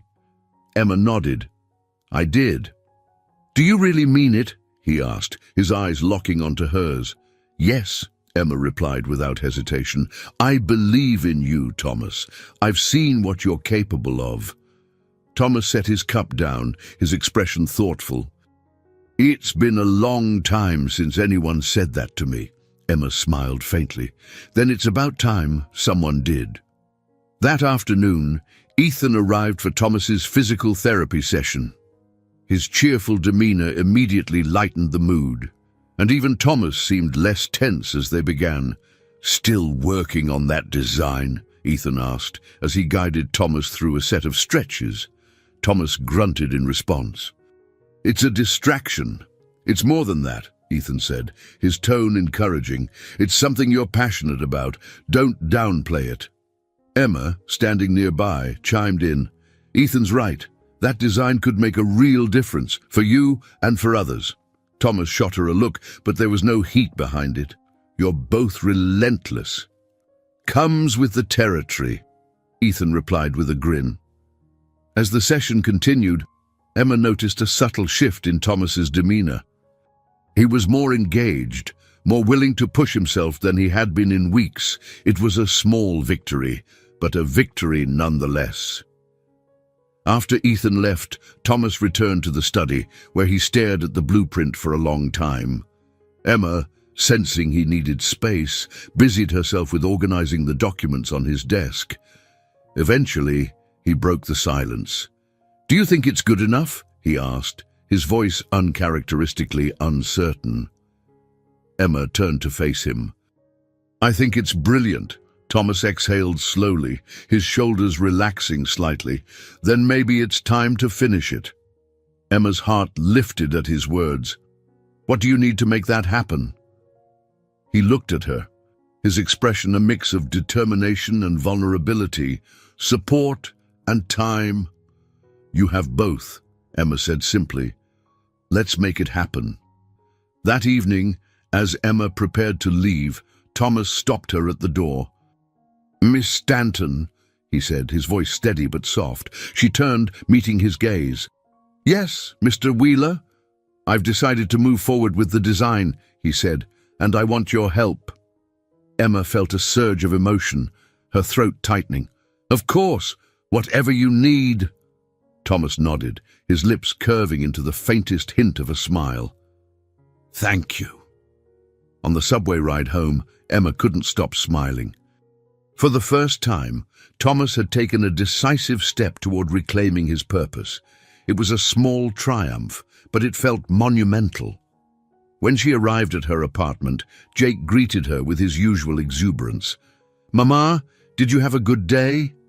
Emma scooped him into her arms, holding him close. I did, sweetheart. A very good day. As she tucked Jake into bed that night, Emma thought about the journey ahead. It wouldn't be easy, But for the first time, she felt confident that Thomas was ready to fight for his future, and she would be there every step of the way. The following morning, Emma arrived at the Wheeler estate with a renewed sense of determination. The air inside the house felt lighter, though the challenges ahead remained daunting. Today marked the first step toward completing Thomas's design, a project that could redefine his sense of purpose and silence the doubts that Victor had worked so hard to amplify. As she entered the study, she found Thomas already at his desk, the blueprint spread before him alongside a fresh stack of papers. His focus was razor-sharp, his pen moving swiftly across the page as he added notes and adjustments to the design. "Good morning," Emma said, setting her bag down. "Morning," Thomas replied without looking up. His tone was neutral, but carried an undercurrent of energy Emma hadn't heard in weeks. "I see you've been busy," she observed, glancing at the pages filled with detailed schematics and calculations. "Time waits for no one, Miss Stanton," Thomas said, setting his pen down and leaning back in his wheelchair. "If I'm going to do this, I intend to do it right." Emma smiled faintly. "I never doubted that." Thomas gestured to the papers. "I've refined the design, but there are still logistical challenges: manufacturing, sourcing materials, testing. It's not something I can do alone." "You don't have to," Emma said firmly. "What's the next step?" Thomas hesitated for a moment before replying. "I need to pitch the concept to investors. If I can secure funding, I can move forward." Emma's heart sank slightly at the mention of investors. She knew how grueling such meetings could be, especially with Victor lurking in the background, waiting for an opportunity to undermine Thomas's credibility. "Then we'll prepare," she said, her voice steady. "You've done the work. Now it's time to show them what you've created." Thomas regarded her with a mix of skepticism and gratitude. "You make it sound easy." "It won't be," Emma admitted. "But it'll be worth it." The rest of the morning was spent organizing the pitch. Emma helped Thomas compile a comprehensive presentation, pulling together technical details, market analysis, and potential impact statements. As they worked, she noticed how Thomas's confidence seemed to grow, his voice gaining strength as he rehearsed key points. Margot entered the study around midday, carrying a tray of tea and sandwiches. She set it down on the side table and surveyed the organized chaos on the desk. "Looks like progress," Margot remarked, her tone almost approving. "We're preparing for a pitch," Emma explained, glancing at Thomas. "He's going to present his design to investors." Margot raised an eyebrow.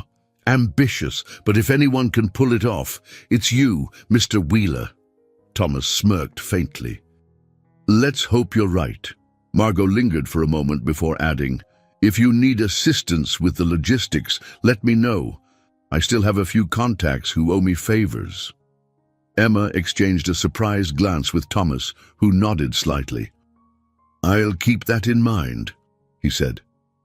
As the afternoon wore on, Emma noticed a subtle tension creeping into Thomas's posture.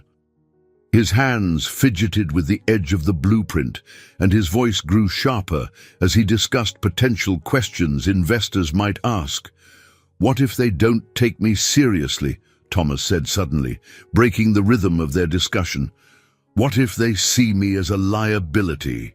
Emma paused, setting down the document she was reviewing. "They won't." Thomas shot her a skeptical look. "You can't know that." "No," Emma admitted. "But I do know that you're brilliant, Thomas. This design is proof of that, and anyone who doesn't see it is a fool." His expression softened slightly, but the doubt in his eyes remained. "It's easy for you to say that. You don't have to sit in front of a room full of people and prove your worth." Emma hesitated before replying, her voice quiet but firm. "I know what it's like to feel underestimated, to feel like the odds are stacked against you, but I also know that you're stronger than you think." You've already overcome so much. This is just one more step. Thomas regarded her for a long moment before nodding. You're annoyingly persistent, Miss Stanton. It's part of the job, she replied with a small smile. By early evening, the pitch was nearly complete. Thomas had rehearsed his key points several times, each run-through more confident than the last. Emma watched him with a mix of pride and relief, knowing how far he'd come since she first arrived at the estate. As she prepared to leave for the day, Thomas called out to her, "Miss Stanton." She turned, pausing in the doorway. "Yes?" "Thank you," he said, his voice steady but quiet. "For everything. I couldn't have done this without you."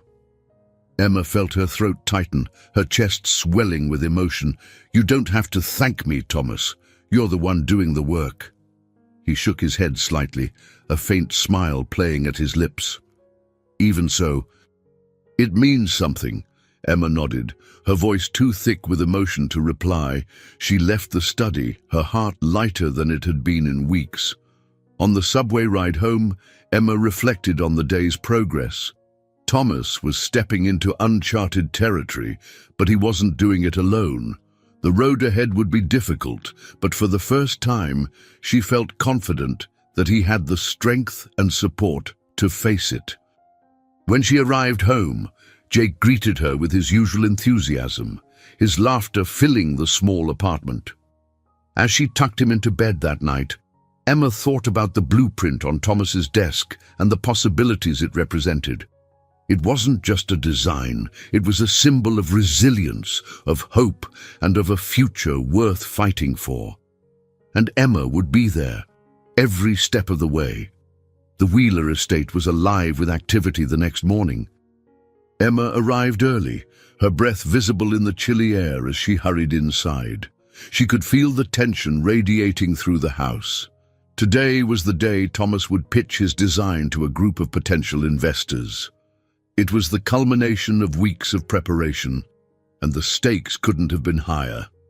Margot met her at the door, clipboard in hand. "They'll be arriving at noon," she informed Emma. "Mr. Wheeler is in the study, rehearsing." Emma nodded, shedding her coat and heading straight to the study. She found Thomas pacing near the window, his wheelchair pushed aside for now. His usual stoicism was tinged with nervous energy, his hands fidgeting with the edge of a note card. "Good morning," Emma said softly, not wanting to startle him. Thomas turned, his expression tight but focused. "Morning. You're early." "I thought I'd see if you needed anything," she replied, stepping closer. "How are you feeling?" "Prepared," he said curtly, then sighed. "And completely unprepared. Does that make sense?" Emma smiled faintly. "It does.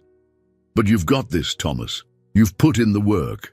He nodded, though the tension in his jaw didn't ease. "Let's hope that's enough." The hours leading up to the pitch passed in a blur.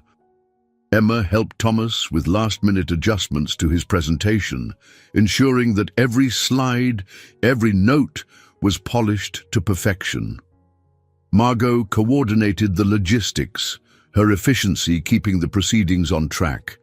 As noon approached, the first of the investors arrived. Emma watched from the sidelines as they filed into the conference room, men and women in tailored suits, their expressions sharp and unreadable. Victor was among them, his presence an unwelcome but expected addition. He greeted Thomas with a thin smile, the kind that didn't reach his eyes. "Thomas," Victor said smoothly, "looking forward to hearing what you've prepared." Thomas's reply was cool and measured. "Let's get started." The pitch began with Thomas seated at the head of the table, his presentation projected onto a large screen behind him. He spoke with clarity and conviction, walking the investors through the design's features, potential market impact, and the broader implications for accessibility. His voice carried a quiet authority, the product of years of leadership and expertise. Emma watched from the back of the room, her heart pounding with every word. She could see the investors exchanging glances, their expressions shifting from skepticism to interest as Thomas's presentation unfolded. Even Victor, who had positioned himself as the primary antagonist, seemed momentarily disarmed. When Thomas finished, the room was silent for a beat before the questions began. The investors probed into the details of the design, the feasibility of production, and the financial projections. Thomas answered each question with precision, his composure unshaken. But then Victor spoke up, his tone cutting through the room like a blade. "Thomas, this is all very impressive. But given your condition, how can the board trust that you'll see this project through to completion?" The room tensed. Emma's breath caught as she saw Thomas's jaw tighten. The question was a thinly veiled attack, one designed to undermine his authority and credibility. Thomas took a deep breath, his gaze steady. "My condition hasn't stopped me from leading this company, and it won't stop me from completing this project. What matters is the work, not my personal circumstances." Victor's smile was sharp, almost predatory. "And if the work becomes too much, what then?" Emma's hands clenched into fists, her frustration building as she watched Victor try to tear Thomas down. But then Thomas did something unexpected. He smiled, just slightly, but enough to disarm the tension. "Then I'll do what I've always done," he said calmly. "I'll adapt." The meeting concluded with polite applause, the investors leaving the room in pairs and small groups. Victor lingered, his gaze lingering on Thomas as he exited without another word. As the door closed behind the last of the investors, Thomas let out a long breath, leaning back in his wheelchair. Emma stepped forward, her heart still pounding from the tension of the meeting. "You handled that perfectly," she said, her voice filled with admiration. Thomas shook his head. "I don't know. It's hard to tell what they're thinking." "They were impressed," Margot said, joining them. "I've seen enough of these meetings to know they wouldn't have stayed as long as they did if they weren't interested." Thomas nodded slowly, his expression thoughtful.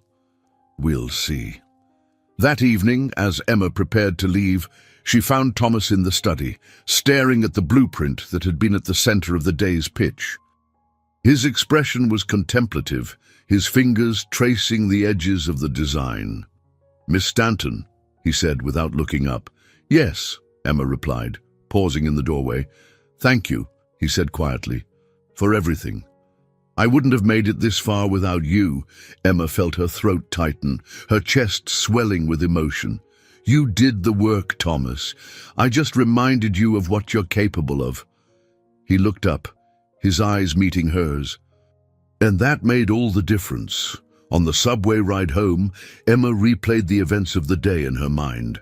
Thomas had faced the crucible and emerged stronger, his determination unshaken despite Victor's attempts to undermine him.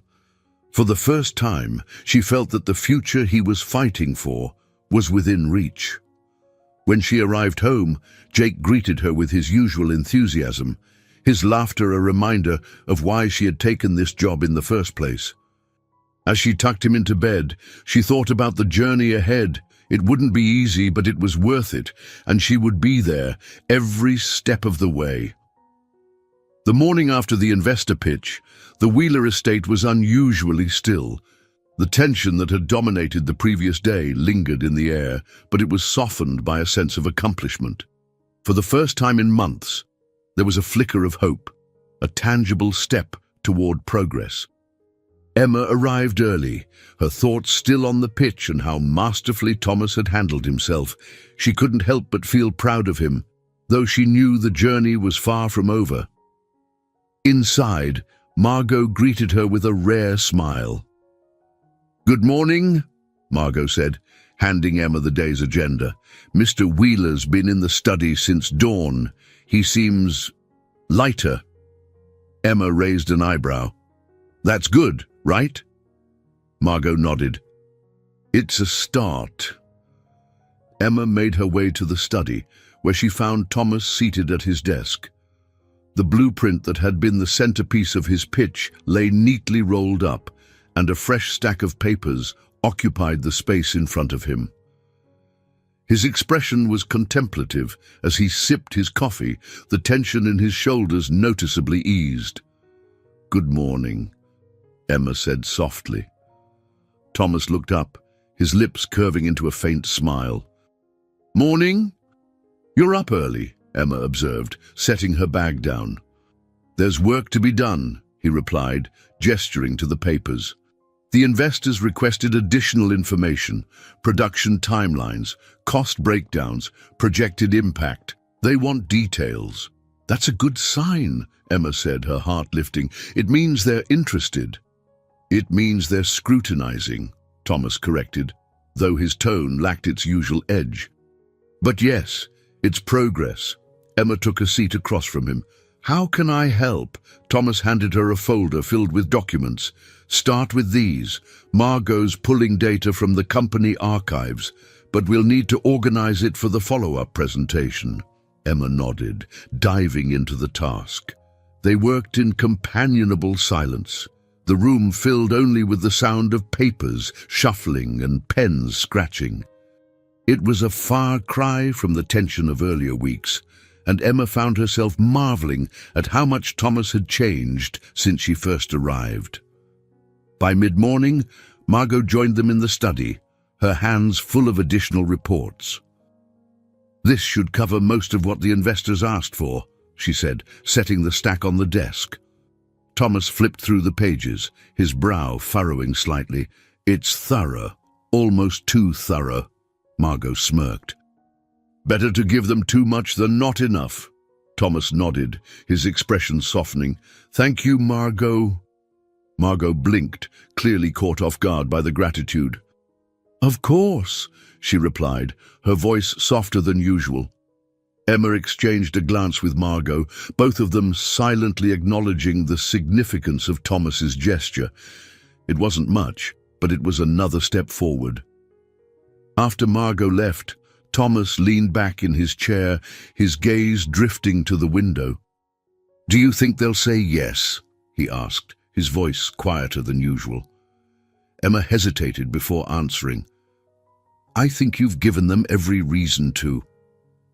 Thomas sighed, rubbing a hand over his face. "And if they don't?" "Then we'll find another way," Emma said firmly. "You didn't come this far to stop now." Thomas glanced at her, a flicker of something unreadable in his eyes. "You always know what to say, don't you?" Emma smiled faintly. "Not always." "But I mean it, Thomas. You're not in this alone." He didn't respond, but the slight relaxation in his posture told her that her words had reached him.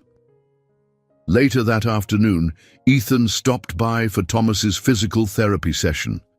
His cheerful demeanor immediately lightened the mood, and even Thomas seemed more at ease. "How's our resident inventor doing today?" Ethan asked as he guided Thomas through a set of stretches. "Busy," Thomas replied, his tone less curt than usual. "The investors want more information." "That's a good thing," Ethan said, grinning. "Means they're taking you seriously." Thomas gave a non-committal shrug, but Emma could see the faint trace of satisfaction in his expression. As the session continued, Ethan shot Emma a knowing look. "You've been good for him," he said quietly, his voice just low enough for her to hear. Emma smiled. "He's been good for himself." "I just remind him of that." As evening fell, Emma prepared to leave, but before she could step out, Thomas called her back. "Miss Stanton." She turned, pausing in the doorway. "Yes?" "I wanted to say—" He hesitated, searching for the right words. "Thank you for believing in me. I don't think I've said it enough." Emma felt her throat tighten, her chest swelling with emotion. "You don't have to thank me, Thomas. You've earned this." His lips curved into the faintest smile. "Still, it means something." Emma nodded, her voice too thick with emotion to reply. She left the study, her heart lighter than it had been in weeks. On the subway ride home, Emma replayed the day's events in her mind. The aftermath of the pitch had brought new challenges, but it had also brought hope. Thomas was on the cusp of something extraordinary, and for the first time, she felt certain he would see it through. When she arrived home, Jake greeted her with his usual enthusiasm, his laughter filling the small apartment. As she tucked him into bed that night, Emma thought about the journey ahead. It wouldn't be easy, but it was worth it, and she would be there, every step of the way. The morning sun broke through the frost-laden windows of the Wheeler estate, casting a golden hue over the study where Thomas and Emma worked in tandem. The house, once steeped in tension, now hummed with quiet purpose. It was the kind of calm that only came after the storm, though both knew there were more challenges ahead. Emma arrived to find Thomas already at his desk, sifting through a fresh stack of investor correspondence. His focus was unyielding, his movements deliberate. The blueprint that had once been a symbol of his frustration and doubt now represented something far greater: hope, purpose, and the possibility of a second chance. "Good morning," Emma greeted as she set her bag down. "Morning," Thomas replied, not looking up. His tone was neutral but carried an undercurrent of energy. "How's it going?" Emma asked, moving closer. "They've sent follow-up questions," Thomas said, gesturing to the papers. "Detailed ones. It's a good sign, but it means more work." "Then we'd better get started," Emma said with a small smile. Thomas glanced at her, his lips twitching in what might have been an almost smile. "You're tireless, Miss Stanton." "It's part of the job," she replied. They spent the morning crafting responses to the investors' inquiries. Each question was an opportunity for Thomas to showcase his expertise, and Emma could see how much the process reinvigorated him. He spoke with clarity and passion, his words no longer tinged with the bitterness that had once dominated their conversations. As they worked, Emma noticed a subtle shift in Thomas's demeanor.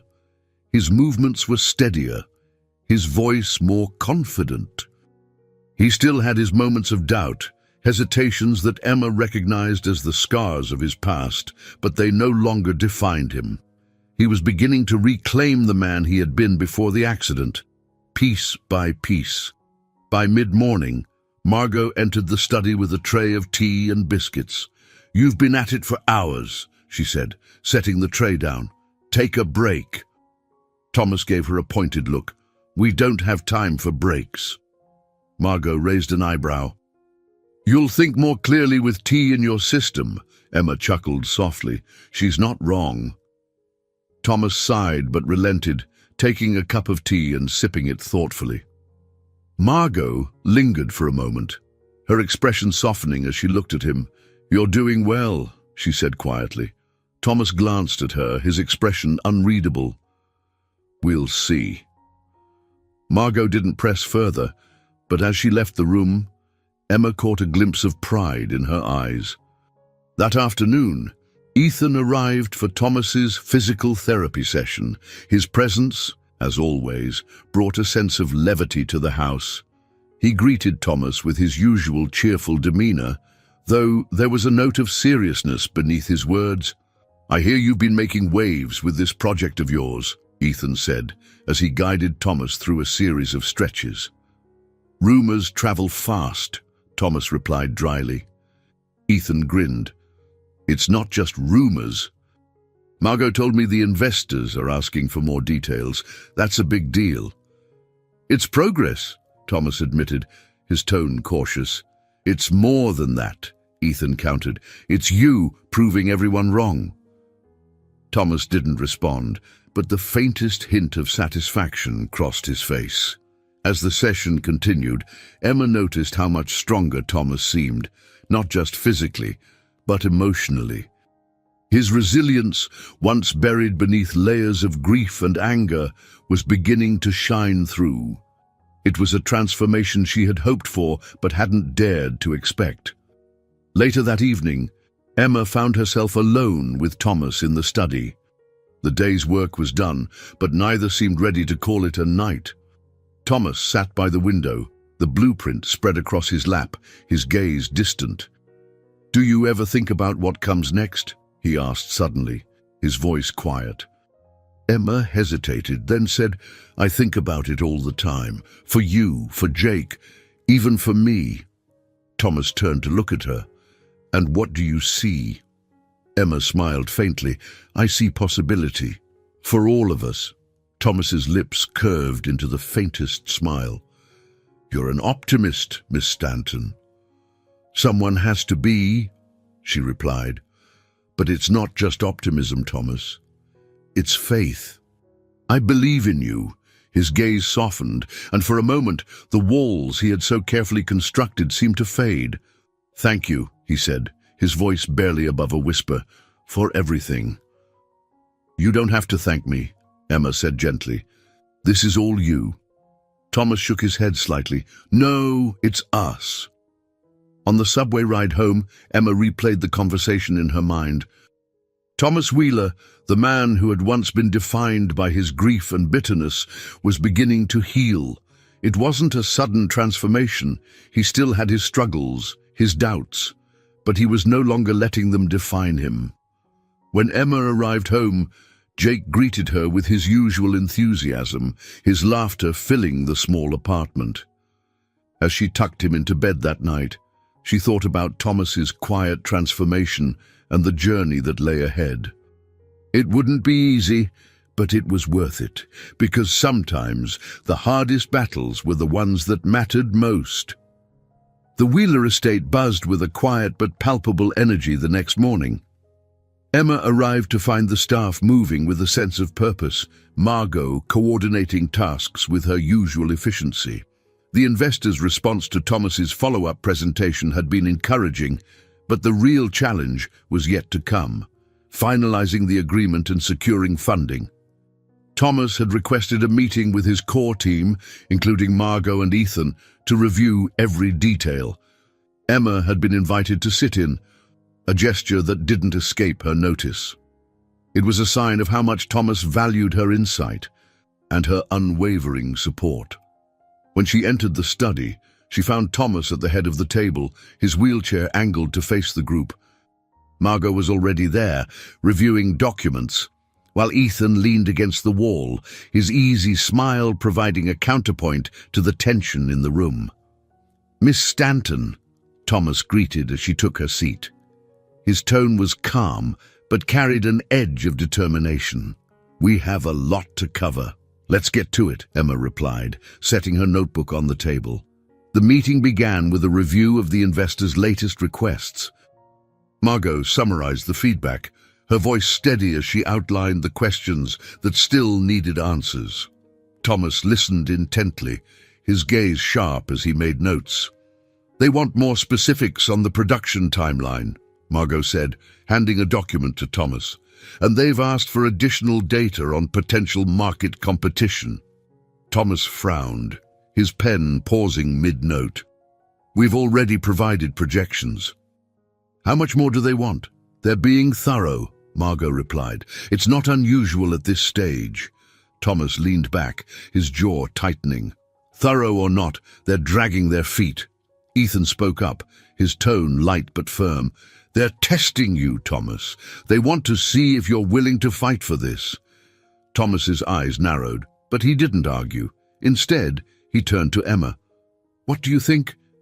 Emma hesitated, then said, "I think Ethan's right. This is about proving that you're committed. If they see how much this means to you, they'll follow through." Thomas considered her words, then nodded. "Fine. We'll give them what they want."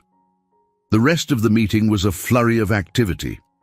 Margot coordinated with the company's legal team to prepare additional documents, while Ethan suggested strategies for addressing potential investor concerns. Emma worked closely with Thomas to refine his presentation, ensuring that every detail was accounted for. As they worked, Emma noticed how Thomas seemed to draw strength from the people around him. He still carried the weight of his responsibilities, but he was no longer bearing it alone. The team's support had become his foundation, and Emma couldn't help but feel proud of how far he'd come. By early afternoon, the meeting adjourned, and the team dispersed to tackle their respective tasks. Emma stayed behind, helping Thomas organize the materials for his final presentation. "Do you think it will be enough?" Thomas asked as he sorted through the papers. Emma met his gaze. "I do, and so do they."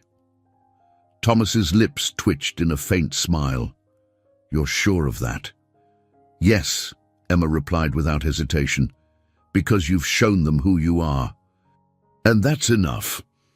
Later that day, Thomas requested a moment alone with Emma.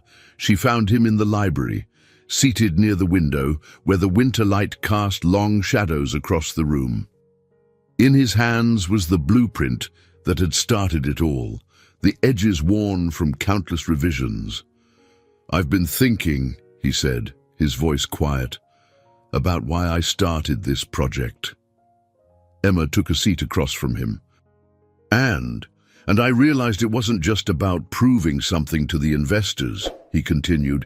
"It was about proving something to myself, that I'm still capable, that I still have something to offer." "You've more than proven that," Emma said softly, "not just to yourself, but to everyone around you." Thomas's gaze drifted to the blueprint. "It's strange. For so long, I thought my life was over. But now," he trailed off, his voice thick with emotion, "now I feel like I'm finally starting to live again." Emma felt her throat tighten, her chest swelling with pride and relief. "You are," she said simply, "and it's just the beginning." As evening fell, Emma prepared to leave, but Thomas stopped her at the door. "Miss Stanton," he said, his voice steady but soft. She turned, meeting his gaze. "Yes? I don't say this often," he began, his tone uncharacteristically vulnerable. "But thank you for believing in me when I couldn't." Emma felt a lump rise in her throat. "You didn't need me to believe in you, Thomas. You just needed to see what was already there." His lips curved into the faintest smile. "Perhaps, but I wouldn't have gotten here without you." Emma nodded, her voice too thick with emotion to reply. She left the estate, her heart full of hope and anticipation for what was to come. On the subway ride home, Emma replayed the day's events in her mind. Thomas was poised for the final push, his determination and resilience shining brighter than ever. The road ahead would be challenging, but for the first time, it felt within reach. When she arrived home, Jake greeted her with his usual enthusiasm, his laughter filling the small apartment. As she tucked him into bed that night, Emma thought about Thomas's journey and the strength he had found within himself. And she knew, with absolute certainty, that the best was yet to come. The Wheeler estate was unusually quiet the next morning. The final investor meeting loomed, and the weight of its significance was palpable. Thomas had spent the evening refining his presentation one last time, his determination unwavering. Now, as the hours ticked by, the anticipation grew. Emma arrived early, greeted by Margot's characteristic efficiency. "Today's the day," Margot said simply, handing Emma a revised schedule. "Investors are scheduled for 11.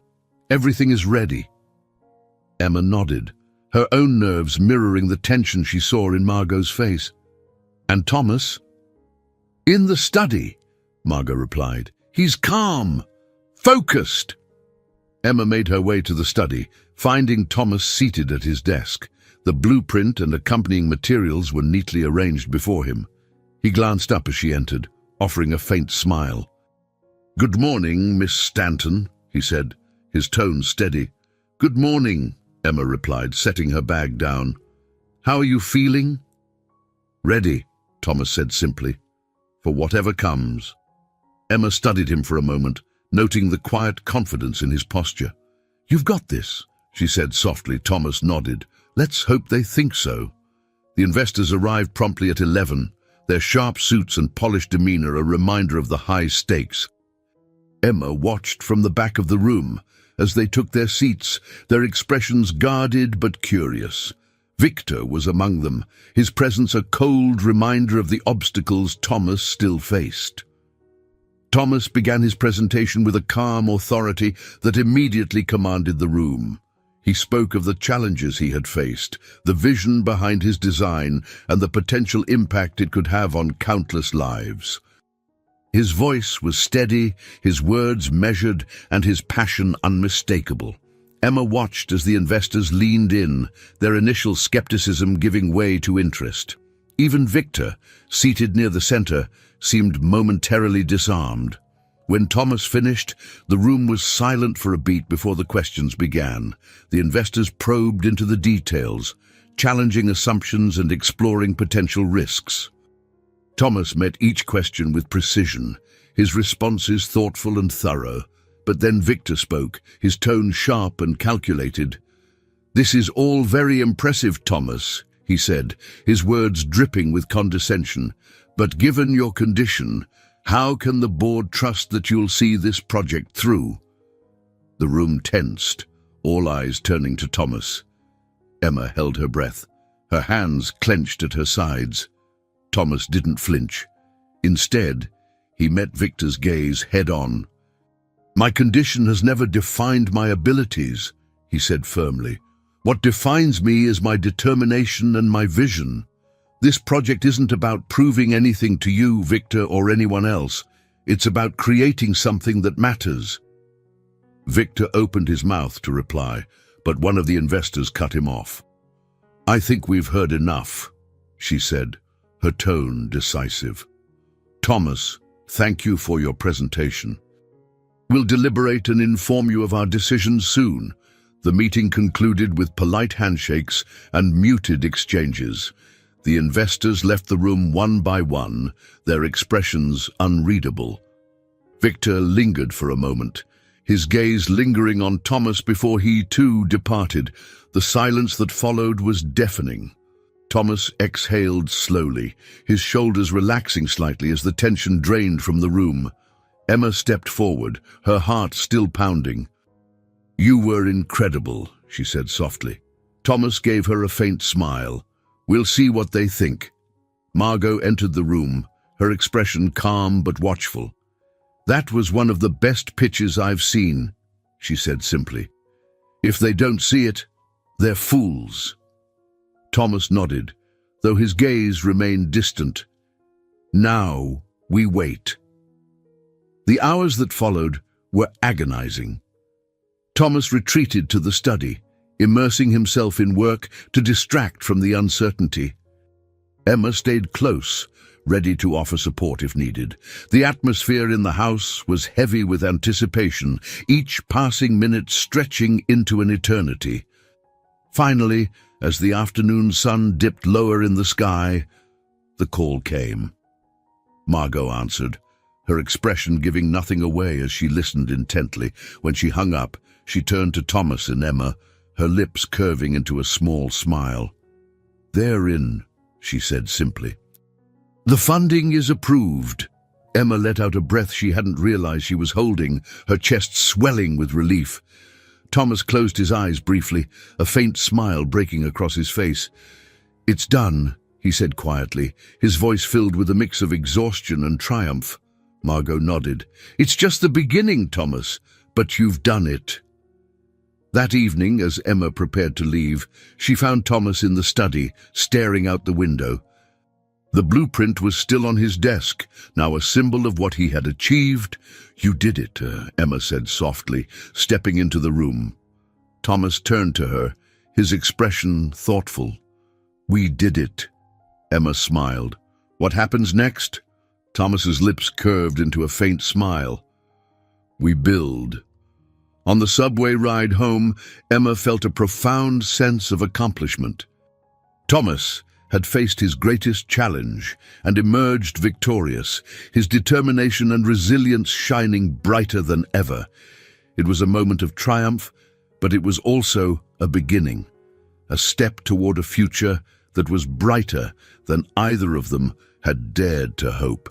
When she arrived home, Jake greeted her with his usual exuberance, his laughter filling the small apartment. As she tucked him into bed that night, Emma thought about Thomas's journey and the strength it had taken to reach this point. And she knew, with absolute certainty, that the best was yet to come. The days that followed the investor meeting were marked by a flurry of activity. The Wheeler estate, once steeped in tension and quiet despair, now hummed with the energy of new beginnings. The investors' approval had not only secured funding, but also ignited a sense of purpose in Thomas that was palpable in every corner of the house. Emma arrived each morning to find Thomas already at work, his focus sharper than ever. The blueprint that had once been a symbol of his doubts was now the foundation of a project that promised to change lives, not just his own, but those of countless others. "Good morning," Emma greeted as she stepped into the study one crisp winter morning. Thomas glanced up from his desk, offering a faint but genuine smile. "Morning, Miss Stanton." "You seem busy," Emma observed, noting the stack of documents and schematics spread before him. "Busy is an understatement," Thomas replied, his tone carrying a hint of amusement. "The investors want updates, the production team has questions, and the legal department is working overtime." Emma raised an eyebrow. "And how are you handling all of that?" Thomas leaned back in his chair, his expression thoughtful. "Surprisingly well. It's invigorating in a way, having something to fight for again." Emma smiled. "It suits you." By mid-morning, the study became a hub of activity as Margot and members of the production team joined Thomas to review plans and timelines. Emma stayed close, taking notes and offering assistance where needed. The atmosphere was collaborative, almost hopeful, a stark contrast to the somber days that had once defined the estate. Ethan arrived in the afternoon for Thomas's therapy session, his usual energy lifting the mood even further. "I hear the wheels are in motion," he said with a grin as he guided Thomas through a series of exercises. "They are," Thomas replied, his voice steady. "It's a long road, but we're moving forward." Ethan glanced at Emma, his expression conspiratorial. "This one's been good for you," he said to Thomas, nodding in her direction. Thomas smirked faintly. "She has her moments." Emma rolled her eyes, but her smile betrayed her amusement. "I'll take that as a compliment." As the session continued, Emma couldn't help but marvel at the transformation in Thomas. He was still guarded at times, his wounds far from fully healed, but there was a lightness to him now, a sense of possibility that hadn't been there before.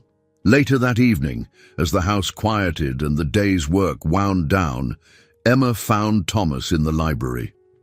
He was seated near the window, the blueprint folded neatly on the table beside him.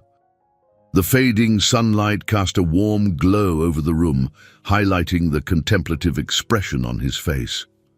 "Do you ever think about how far you've come?"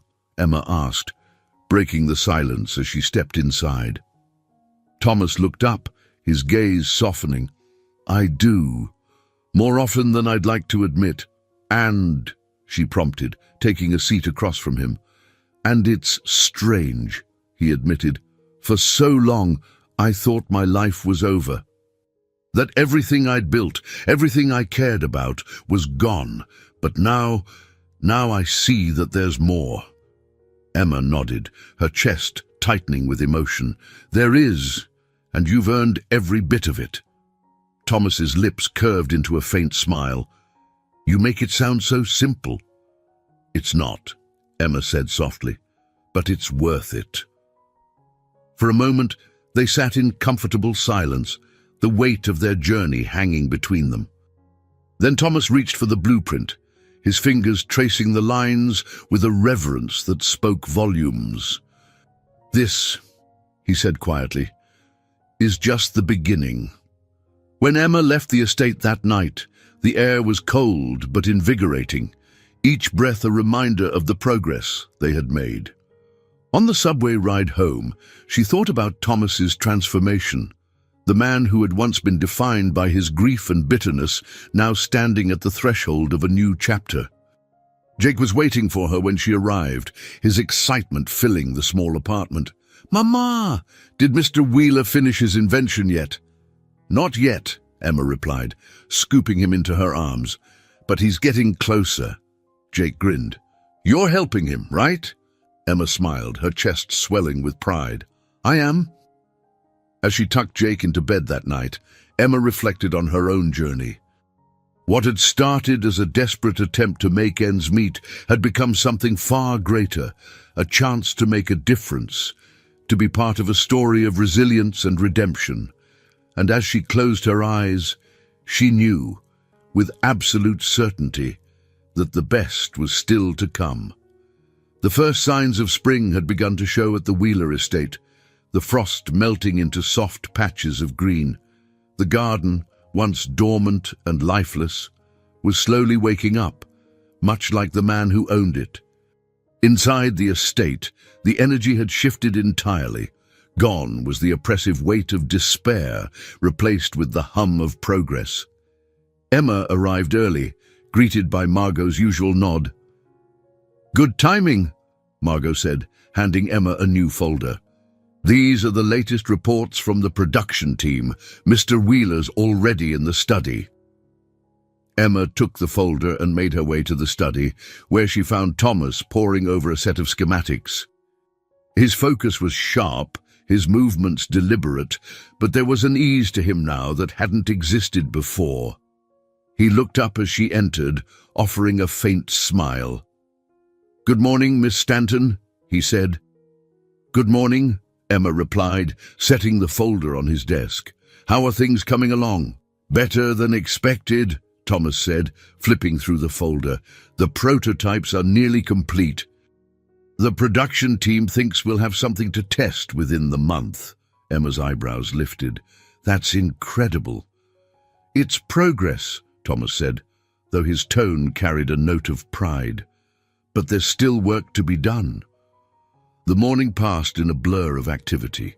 Emma assisted Thomas in reviewing reports, organizing feedback from the production team, and preparing updates for the investors. Each task felt purposeful, a step closer to realizing the vision they had worked so hard to create. By mid-morning, Ethan arrived, his cheerful demeanor as infectious as ever. "I hear things are moving quickly," he said, as he helped Thomas into position for his physical therapy session. "They are," Thomas replied. "Too quickly, some might say." "Not a bad problem to have," Ethan said with a grin. "And how are you holding up?" Thomas hesitated, then said, "Better than I expected." Ethan shot a knowing glance at Emma. "That's because you've got the best support system around." Thomas smirked. "I suppose I do." The therapy session continued with the usual rhythm, but there was an underlying lightness to the atmosphere. Thomas pushed himself harder, his movements more confident, his determination unshakable. It was a far cry from the man who had once resisted even the smallest effort. That afternoon, the prototypes arrived. The production team brought them to the estate, setting up a demonstration in one of the larger rooms. Emma stood beside Thomas as the engineers unveiled the first finished model, a sleek, lightweight wheelchair that was both functional and elegant. Thomas's expression was unreadable as he wheeled closer to inspect it. He ran his hands over the frame, his fingers tracing the lines of the design he had brought to life. "It's exactly as I envisioned," he said quietly, his voice tinged with awe. "It's more than that," one of the engineers said. "This is going to change lives, Thomas." Emma watched as a rare smile spread across Thomas's face. It was a moment of triumph, not just for the project, but for the man who had fought so hard to reclaim his purpose. The rest of the day was spent testing the prototype. Thomas insisted on being the first to try it, his movements careful but steady as he maneuvered the chair through the estate. The design worked seamlessly, its lightweight frame and responsive controls a testament to the thought and effort that had gone into its creation. Emma watched with a mix of pride and emotion. her heart swelling as Thomas's confidence grew with each turn of the wheels. When he returned to the group, his expression was lighter than she had ever seen it. "It works," he said simply. "It actually works." "It's more than that," Emma said softly. "It's a masterpiece." Thomas glanced at her, his gaze lingering. "We've come a long way, haven't we?" Emma smiled. "We have, and it's just the beginning." As the evening settled in, the team began to disperse, leaving Thomas and Emma alone in the study. The blueprint that had once seemed like an impossible dream now rested beside the finished prototype, a symbol of how far they had come. "Do you ever think about what this means?" Thomas asked, breaking the silence. Emma tilted her head. "What do you mean?" "This," Thomas said, gesturing to the prototype, "the lives it could change, the doors it could open, for others and for me." Emma nodded, her voice soft. "It means everything, Thomas. Not just for the people who will use it, but for you. You've proven that you're more than your circumstances. You're a builder, a creator. And you've reminded everyone, including yourself, what you're capable of." Thomas looked at her, his expression unreadable. "And you've been here every step of the way. I don't know if I could have done it without you." "You could have," Emma said gently. "But I'm glad I could help." On the subway ride home, Emma felt a profound sense of fulfillment. The ripple effect of Thomas's work was just beginning, but already it was clear that this project was more than a product. It was a testament to resilience, creativity, and the power of belief. When she arrived home, Jake greeted her with his usual enthusiasm, his laughter filling the small apartment. As she tucked him into bed that night, Emma thought about the journey she and Thomas had shared. It had been long and challenging, but it had also been transformative, and as she closed her eyes, she knew the best was yet to come for both of them. The Wheeler estate felt alive with a sense of triumph as the first production prototypes were unveiled to a small but influential audience. The day had been carefully orchestrated by Margot, who had arranged for investors, industry experts, and a select group of media representatives to attend. For Thomas, this was more than a presentation. It was a culmination of months of struggle, resilience, and transformation. Emma arrived early, greeted by the sight of the estate in full preparation mode. Staff moved briskly, setting up displays and arranging refreshments. The atmosphere was charged with anticipation. "Big day," Margot said as she handed Emma a clipboard filled with last-minute notes. "Everything's ready. Let's hope it goes smoothly." "It will," Emma replied confidently. "Thomas is ready." Margot nodded, her expression softening. "Thanks to you." Emma smiled faintly but didn't reply. Instead, she made her way to the study, where Thomas was rehearsing his remarks. He looked up as she entered, his face a mix of focus and determination. "Morning, Miss Stanton," he greeted, his tone calm but steady. "Morning," Emma replied, setting the clipboard on the desk. "How are you feeling?" "Prepared," Thomas said simply, "and oddly optimistic." Emma's lips twitched into a smile. "That's a good look on you." As the event began, Thomas wheeled into the main hall, his presence commanding yet understated. The prototype was the centerpiece of the room, displayed on a sleek podium with accompanying visuals highlighting its features and potential impact. Conversations hushed as Thomas began his presentation, his voice steady and filled with conviction. "For far too long," he began, "mobility devices have been viewed as functional, but uninspired. This project isn't just about creating something practical, it's about empowering people to live fully, without compromise." Emma watched from the sidelines, her chest swelling with pride. Thomas spoke with clarity and passion, his words resonating with the audience. He shared the story behind the design, the challenges he had faced, the vision that had driven him, and the people who had supported him along the way. When he finished, the room erupted into applause.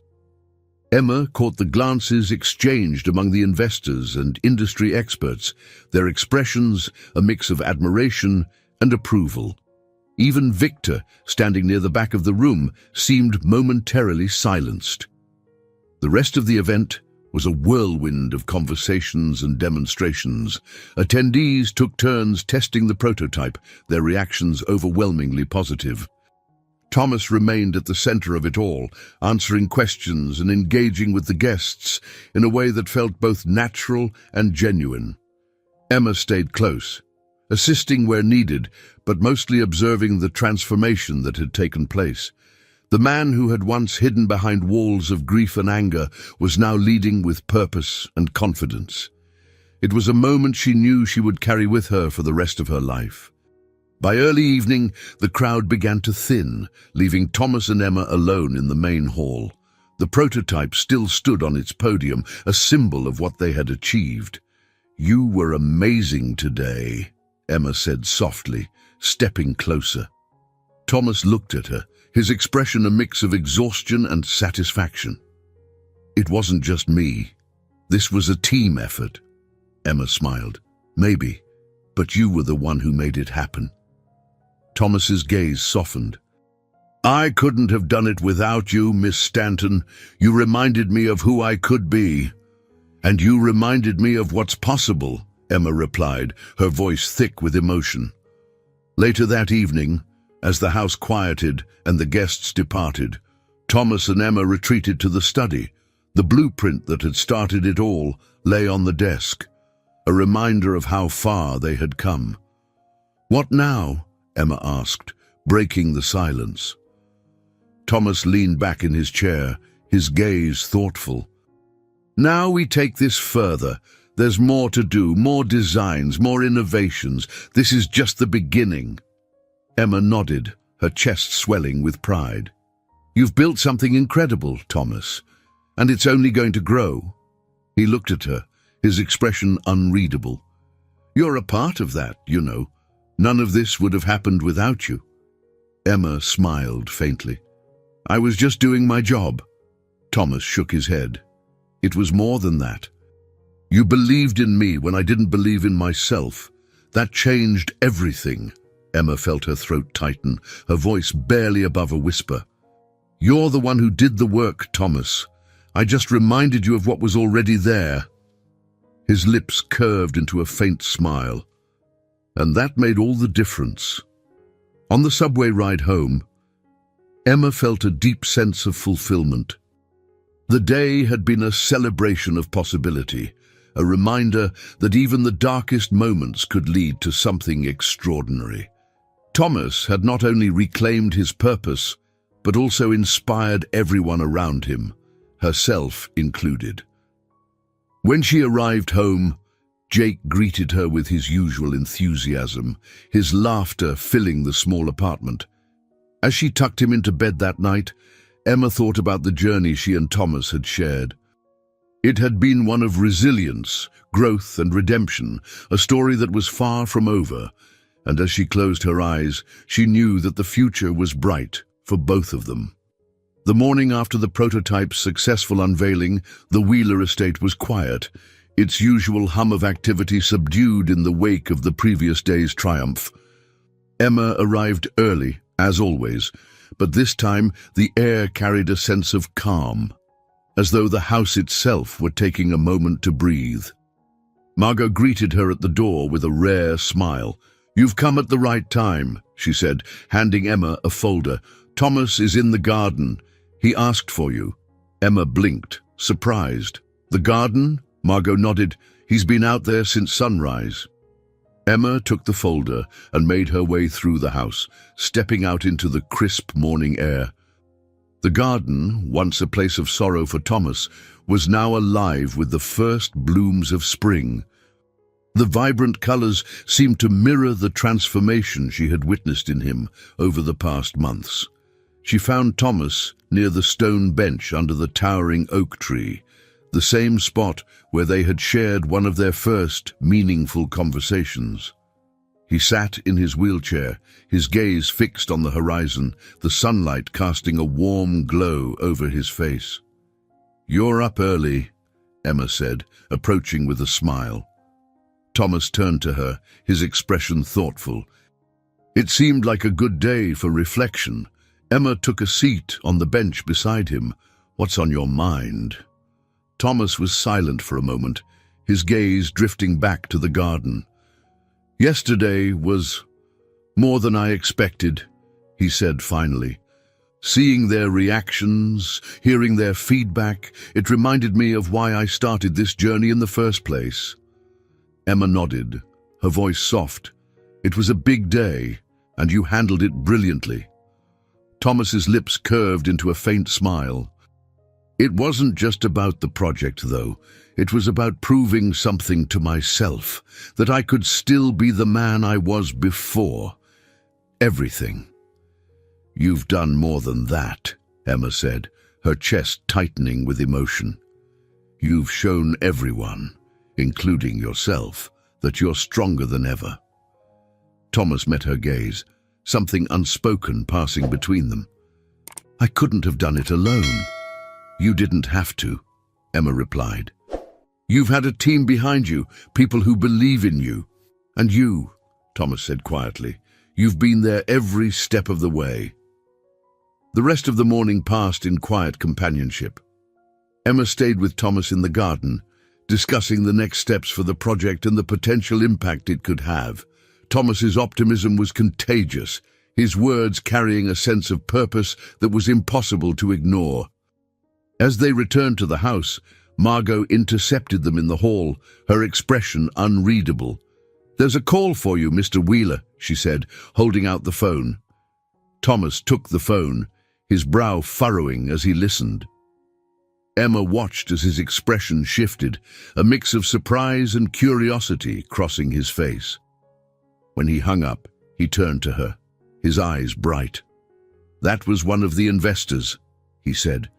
"They're interested in expanding the project. They want to explore additional designs, adaptive technologies beyond mobility devices." Emma's heart leaped. "That's incredible, Thomas." "It's more than I ever imagined," he admitted, "and it's going to take everything we've got." "Then we'd better get to work," Emma said with a smile. The following weeks were a whirlwind of activity. The success of the prototype had sparked a wave of interest, and Thomas found himself at the center of a burgeoning movement. The investors' proposal to expand the project opened new doors, bringing fresh challenges but also boundless opportunities. Emma worked closely with Thomas, coordinating with the production team, managing investor relations, and keeping the day-to-day operations running smoothly. Their partnership, once professional and distant, had evolved into something far deeper, a mutual respect and understanding born from shared struggles and triumphs. One afternoon, as they reviewed the latest design concepts, Thomas leaned back in his chair, his gaze thoughtful. "Do you ever wonder how we got here?" he asked. Emma smiled faintly. "All the time." Thomas shook his head, a faint chuckle escaping him. "If you'd told me a year ago that I'd be sitting here, working on something like this, I would have called you crazy." "You've come a long way," Emma said softly. "And this is just the beginning." Thomas looked at her, his expression serious. "You've been a big part of that, Emma. I don't think I ever thanked you properly." "You don't have to thank me," Emma replied. "This was all you." Thomas's gaze didn't waver. "No, it wasn't. You believed in me when no one else did. That made all the difference." As evening fell, Emma prepared to leave, but before she stepped out the door, Thomas called after her. "Emma." She turned, her heart skipping at the rare use of her first name. "Yes." He hesitated for a moment, then said, "You've changed my life. I hope you know that." Emma felt her throat tighten, her voice barely above a whisper. "You've changed mine too." For a moment, they simply looked at each other, the weight of their shared journey hanging in the air. Then Emma smiled, nodding slightly before stepping into the cool evening air. On the subway ride home, Emma thought about how far they had come, how far Thomas had come. The man who had once been defined by his grief and bitterness had become a symbol of resilience, strength, and hope. And though the journey had been long and challenging, it had been worth every step. When she arrived home, Jake greeted her with his usual exuberance, his laughter filling the small apartment. As she tucked him into bed that night, she thought about the future, Thomas's, hers, and the countless lives they were working to change. And as she closed her eyes, she knew the best was yet to come. I hope you enjoyed today's story. Subscribe to the channel so you don't miss more stories like this. Leave a like and comment below what you thought of the story. See you in the next video.